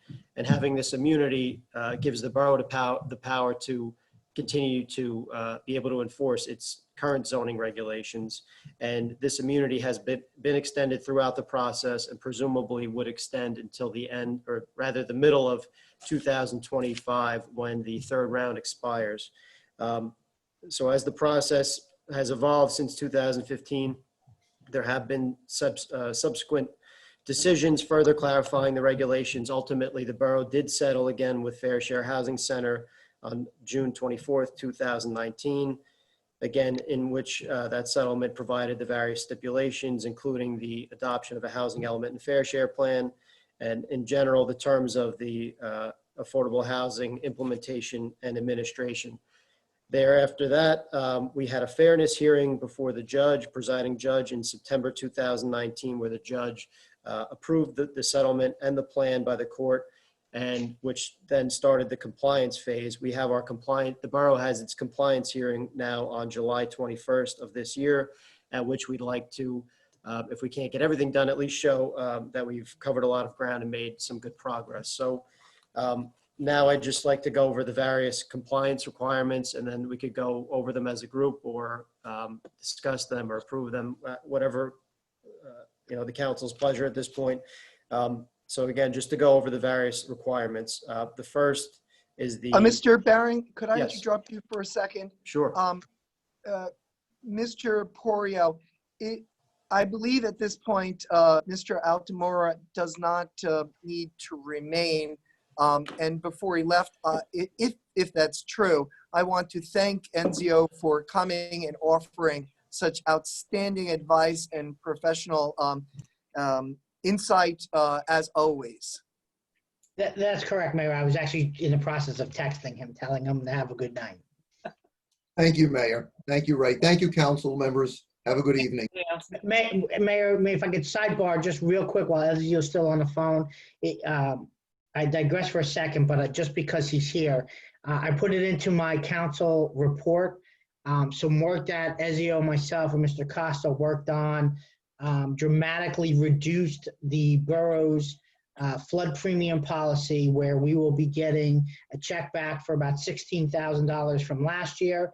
And our new policy for 2020 that normally would cost us $24,000 is costing us $3,000. So I wanted to publicly thank Ezio in front of all of you for all of his efforts in that regard. Thank you, Ray. That's what we're here for. My pleasure. Thank you. Thank you. Thank you, Ezio. Thank you. Well done. Have a good You're evening. outstanding. We appreciate it. Thank Mr. you. Barron, Tom, I apologize for interrupting you. Thank you for being gracious about that. And please continue. Sure. So where we left off again was the list of compliance requirements, which we are going to address in one way or another tonight. The first would be the housing element and fair share plan, which was adopted by the planning board in February this year. And I believe it was endorsed by the council thereafter. So that part of the compliance process is addressed and we are complied with. The second document would be the spending plan and basically sets forth how the borough can allocate its affordable housing trust fund to be funded by a development fee ordinance. And the spending plan itself is based on a model COA, again, Council on Affordable Housing Ordinance. So the formula is more or less baked in, and we derive projections based on the development history of the borough to where we can expect what type of revenues will be generated until 2025, which could be spent on affordable housing related matters. The third document would be the Housing Rehabilitation Manual. A component of the borough's obligation is to address its rehabilitation obligation. And basically this is an accounting of the substandard housing stock in the borough, which we've identified as 6 single-family homes. And so the borough then has to come up with a program to address this need of fixing up essentially 6 homes within the borough that are income qualified and have substandard structural conditions such as fixing a roof, replacing the heating system, or some other feature of the house to bring it up to code compliance. There is a sort of a general affordable housing ordinance that every municipality that participates in this process has to adopt. It sets forth the administrative procedures for an affordable housing program. It talks about how housing units are to be allocated through both a municipality and in any individual project. It also includes the development fee ordinance that I mentioned. And the development fee ordinance that's being contemplated, again, within the affordable housing ordinance, is that the residential component of it would be that there is an assessment of 1.5% of the equalized assessed value of an improvement on a new build for a single family home in the borough, and the percentage would be 2.5% for non-residential development. And so those development fees would again fund the borough's affordable housing trust fund as a way to alleviate the borough in having to make up for these expenditures. The fifth document is the affirmative marketing plan. Again, this is another required component of the process that every town has to adopt. And it's a fairly generic plan that most towns have implemented that is basically the same. And what it does is outline how individual affordable projects and units have to be marketed within the region. So we're in Region 1, which includes, I think it's Bergen County, Sussex, Passaic, and maybe Hudson County. So all the affordable units in town have to be marketed affirmatively to within our region. We don't have any units that are administered by the borough, so this marketing is actually done by the various development entities and property owners that have affordable units that exist today. And so again, it just sets the parameters that they have to abide by moving forward. The next document is a resolution appointing a municipal housing liaison, again, a requirement of the process. I'm not sure who the borough has chosen, but I suspect there'll be a quick discussion of that. I don't know if that was the borough administrator or another someone else from the borough. And the seventh resolution would be the appointment of an affordable housing administrative agent. This is a third party who generally oversees the borough's implementation of its various rehabilitation obligations. They take the reins in terms of overseeing the rehabilitation program, and they do the annual reporting that's required through this affordable housing process. Those are the generic requirements that are required by all municipalities that are participating. The borough has 2 other aspects. These are its plan mechanisms to address its various affordable housing obligations. They include an overlay zone ordinance that would encompass the really the existing BP property and what were formerly the batting cages on New Bridge Road. I think it's about 3 acres, and the contemplated overlay ordinance would allow for 20 units per acre with a 20% affordable housing set aside. It's called an overlay zone because the underlying zoning, it's a commercial zone, can still exist. And so the developer or the property owner has the option to develop it in either way. And if they choose the housing option, they have to then follow the parameters of this overlay zone ordinance. And then there are 2 redevelopment plans, which are really just revisions of redevelopment plans that have existed, and that they are for the Newbridge Landing train station area, which encompasses a little over 3 acres and is bisected by the railroad, and an acre across the street known as the Kinderkamak Road redevelopment area, which is where the laundromat is and the Let It Grow landscaping facility exists today. And again, those include residential components with affordable housing set-asides of approximately 20%. So at this point, we can review, discuss, adopt, or introduce as may be required. I'm not sure what order is contemplated on the agenda. I don't have that before me. So I guess I'll kick it back to Ray. Is there anyone you want to discuss first, or Mayor? Well, before we actually even get into that, Anthony, do you have any comments that you'd like to add at this point in time?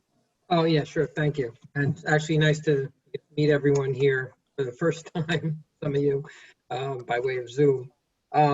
And as you know, I've been working on this, some of you may know, this has been since 2015. And when I first was appointed, when we went to court, really, we were in bad shape. There was a lot of that needed to be done. And, you know, working with Tom and some of the other professionals, I think that the town's done a great job to protect itself and to kind of remove the threat of an outside developer, someone coming into the community and basically just developing.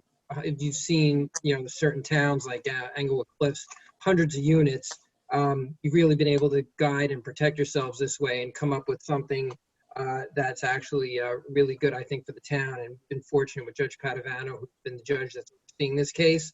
That's actually given us the time that we need to be able to get to this point. He's actually been gracious in terms of extending some of the time windows. Now with the coronavirus, we've gotten additional time.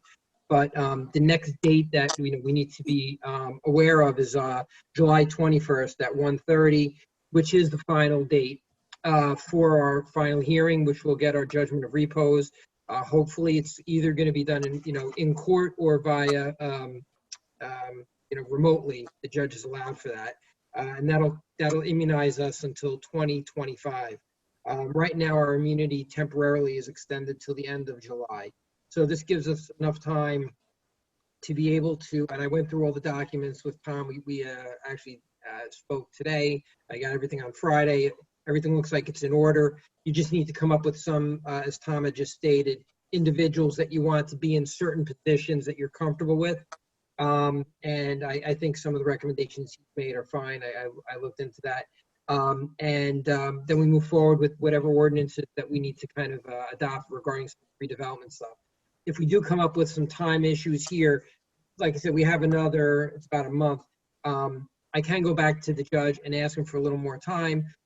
Or like he did for me in one of the other towns that I represent, he may give us a conditional judgment of repose and then allow us to kind of satisfy several of the last elements we need to satisfy. And then I just basically need to submit a certification to the court, and we don't need to have another advertised hearing.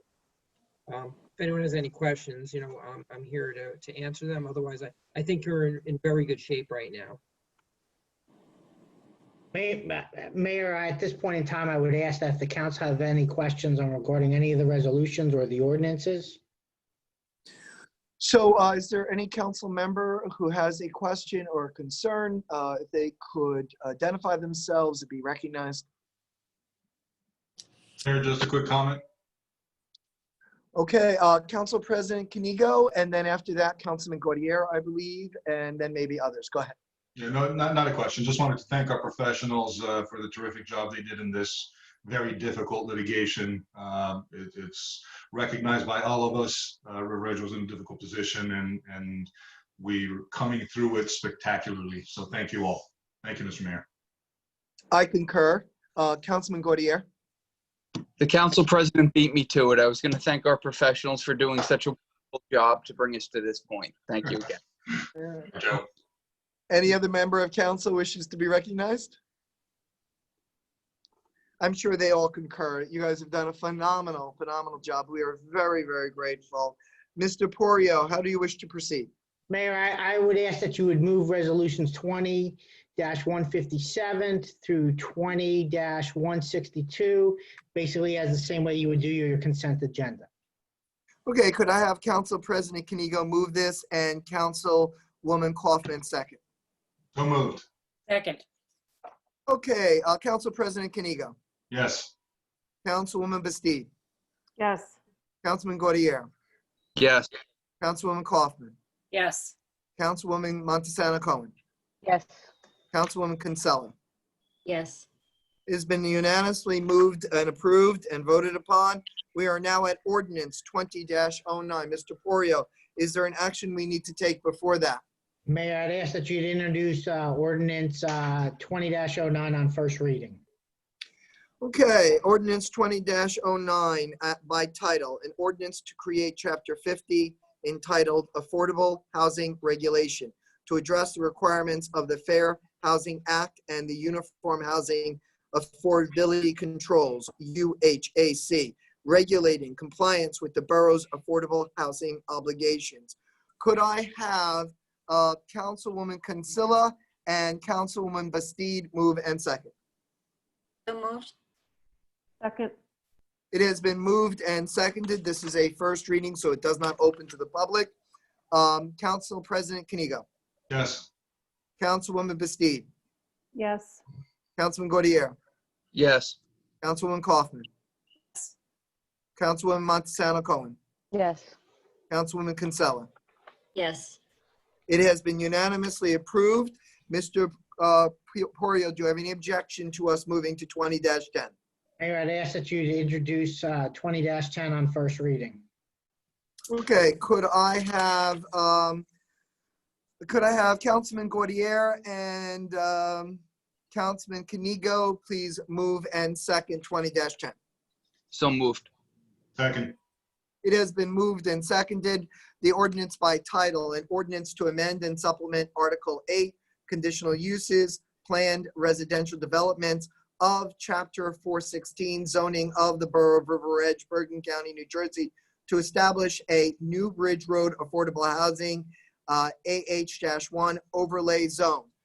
This is a first reading, so it's not open to the public. Council President Kanigo. Yes. Councilwoman Bastide. Yes. Councilman Gaudier. Yes. Councilwoman Kaufman. Yes. Councilwoman Montesano Cohen. Yes. Councilwoman Kinsella. Yes. It has been unanimously approved. Mr. Porio, is there any action, Mr. Suarez made reference to professionals that we need to appoint? Is there any action we need to take before we go to public comments?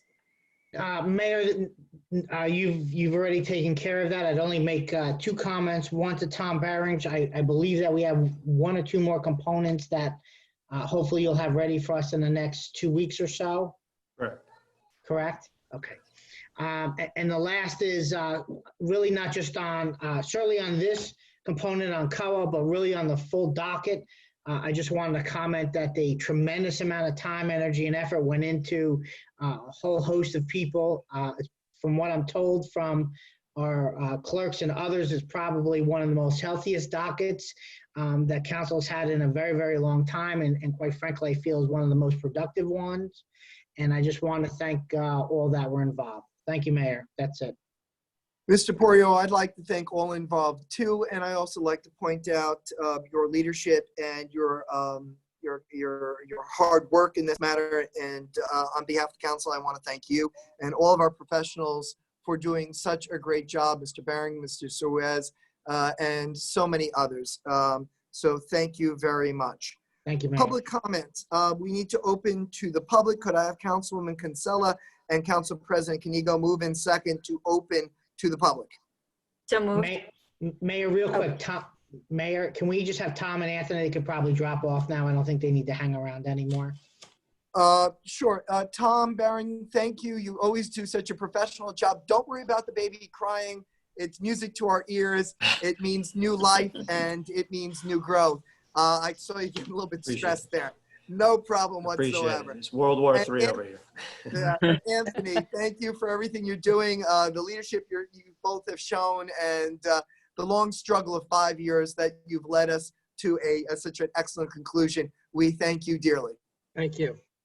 All right, take care. Have a good night. So Stay well. I believe Councilwoman Kinsella moved it. We're waiting for Councilman Kinigo to second. He was Second. interrupted. Second. Okay, it's been moved and seconded.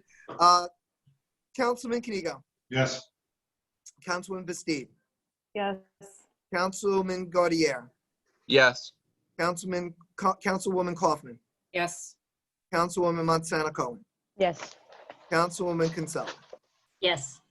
By unanimous approval, we are now open to the public. I turn the meeting over to our moderator, Councilwoman Kaufman, to allow the public to speak. So again, raise your hand or type something into the chat box, or *9 if you're dialing them in, but I don't think anyone is. Lou. You're unmuted.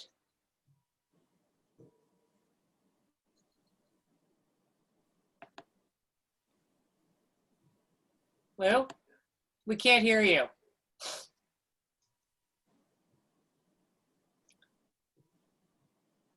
Lou. Perhaps you can type this question? Yeah, Lou, do you want to type your question? We can't hear you. All right, you still cannot hear me, huh? No, now we can hear you. Oh, now we can. Now you can? Yes. Yes. Okay. This is in regard to the restaurant application earlier. Mm-hmm.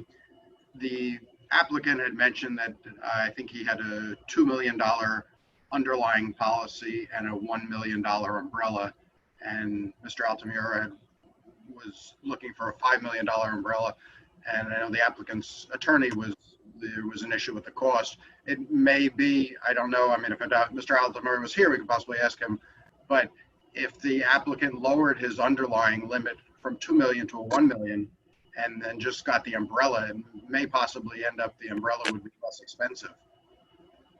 That's what Mr. Altamira was looking for, a $1 million underlying and $5 million umbrella. And, like I said, he had a $2 million underlying, so possibly that would be a help and the borough could still have their $5 million umbrella. That's my only comment.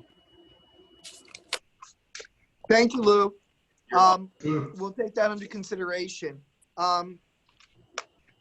Councilwoman Kaufman, is there someone else? Not that I can see. If anyone else has a question, type it in the chat box or raise your hand.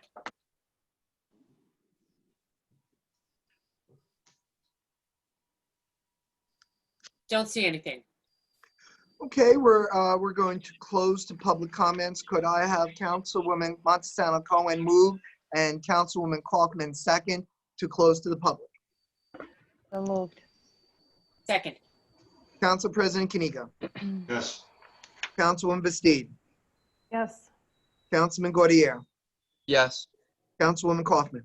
Yes. Councilwoman Montesano Cohen. Yes. Councilwoman Kinsella. Yes. We are now closed to the public. We are now open to council comments. We will start with, let's start with Councilwoman Kaufman. Okay. I'd like to thank once again all our first responders, our healthcare workers, and our essential employees. I would also like to wish a quick return to health for anyone who has had COVID. I saw in the NJ record today that Chris Hewen has recovered, so I'm very happy, Chris, that you are well, and your brother Nicholas. And then importantly, I would like to thank the River Edge Police for pointing out the statement from the New Jersey State Policemen's Benevolent Association President, Patrick Colligan, from which I quote, "We must all fight against anything that would serve to drive a wedge between people of all races, nationalities, and religions who wish to live in a lawful society. Most importantly, we would like to send our thoughts and condolences to the Floyd family, his loved ones, and with everyone who is grieving and impacted by this terrible tragedy. So again, that's a direct quote from Association President Patrick Colligan. Thank you. Outstanding. Thank you, Councilwoman Kaufman. Councilwoman Matsusano-Cohen. Thank you, Mr. Mayor. I echo Councilwoman Kaufman's sentiments. I want to thank our professionals and Mr. Poirier for their efforts to help us meet our COA compliance obligations, and congratulate the Cherry Hill, Roosevelt, and Riverdale High School graduates, class of 2020. Thank you. Outstanding. Thank you, Councilwoman. Councilwoman Kinsella. Oh, you need to unmute. Sorry about that. I would also like to thank you, Mr. Mayor. I would also like to congratulate all the graduates and the class of 2020. And thank you to the residents of River Edge for their continued cooperation during COVID. I'm extremely proud of the proclamation making June Pride Month. That was very exciting. I'll also like to thank Councilwoman Bastide for organizing the demonstration on Saturday. We had some people there and we had a lot of honks there, so I think that was great. Mayor Papaleo would like me to speak about the 2020 census. And just to update everyone, we have now surpassed our 2010 response rate, which is great. We're still in the 80 percentile, but we want to get higher, obviously. And I was speaking to Mayor Papaleo about kind of focusing on certain areas of the town that the response rate wasn't as good as the rest of the town. So we're going to discuss what we can do with that. And I was thinking maybe we can do some mailers, reminders, and maybe reposition some of the signs that we have in town to some of those areas that may have been neglected. And that's it. Thank you, Councilwoman. Wonderful. Councilman Gaudier. Thank you, Mayor. I echo everyone else's sentiments, and our condolences go out to the Floyd family, and I hope and pray that his death is not in vain and it leads to real positive change. And I also hope that individuals, as they exercise their First Amendment rights while protesting, I hope that they stay as safe as possible, because we are still in the midst of the pandemic. And I'd like to thank our first responders and our healthcare workers for all that they continue to do. And of course, congratulations to all the graduates of Cherry Hill, Roosevelt, and Riverdale High School. It's probably not the most easy thing to graduate high school at this time, but congratulations to them. Thank you. Wonderful. Thank you, Councilman Gaudier. Councilwoman Bastide. Thank you, Mayor. So our collective efforts have slowed the spread of COVID-19, and we've each been asked to do our part, whether it's social distancing, wearing a face covering in public, or respecting the closure of many facilities. Thank you for your adherence and patience. It has not been easy, but we are eager to enter phase 2 in River Edge. You can see by tonight's actions that the borough professionals have answered our call to provide a framework for outdoor dining that will support our residents while keeping patrons and employees safe. I also just want to update the council and the public that's listening that our recreation director has been working closely with her peers in the area to develop a plan to provide safe recreation opportunities for youth and adult alike. And I know she and our borough administrator, thank you, Ray, speak regularly. Again, your patience is appreciated, and we thank our recreation director and volunteers for their hard work to try to provide some type of recreation this summer for our residents. Congratulations to the class of 2020. I'm going to give a special congratulations to my daughter, Claire, Roosevelt class of 2020. And thank you to Claudia Calderon for accepting the proclamation for gun violence awareness. Those of you that don't know Claudia, she also served on our Citizens Budget Committee, and she's on the Traffic and Safety Committee as well. And she's a leading and effective voice in the gun violence prevention advocacy and works closely with our local Moms Demand Action League. And thanks to Kate Murray, member of the Cultural Affairs Committee, for accepting the proclamation declaring June Pride Month. And thank you to the committee for organizing the first Chalk the Sidewalk, a virtual community celebration of Pride. It has been 2 weeks since George Floyd was murdered in Minneapolis. In those 2 weeks, we have witnessed terrible violence, but we have also witnessed compassion towards one another and a commitment to speak out, speak up, and have important, though sometimes uncomfortable, conversations. We must raise our voices when there is injustice, listen to and amplify voices of color, and learn from what is being shared. I am listening, and I know I can do better. Last Saturday, I joined several friends and neighbors along Continental Avenue to stand in peaceful unity against racism and police brutality. We were met with honking horns of support, but we were not spared from an uncomfortable conversation with a passerby. Racism is not new, racial bias is not new, but the time to avoid the hard work to eradicate it must be in the past. Thank you. Thank you, Councilwoman Bastide, for speaking so eloquently, and I concur with all of your sentiments. Council President Kaniga. Thank you, Mr. Mayor. Thank you, Councilwoman Bastide. Well said, and I concur as well. Happy birthday, Mrs. Karpowicz. Congratulations to the graduates of Cherry Hill, the graduates of Roosevelt, the graduates of Riverdale High School, and of course those stepping up from the middle school to the high school. Even though it's not quite a graduation, it's still a big step, and congratulations to you all for your hard work. We're still, dealing with this COVID thing. So even though it's beautiful out and we want to be together, partying and everything, do your best to stick to the social distancing guidelines. It'll pay dividends in the end. Hopefully we can get the economy reopened sooner rather than later, but we won't do so if we spike COVID trends again. So let's hope that the downward trend continues to go, and let's keep doing our part, as difficult as it may seem to be sometime, but it's for the best. Thank you all, and thank you, Mr. Mayor. Thank you, Council President.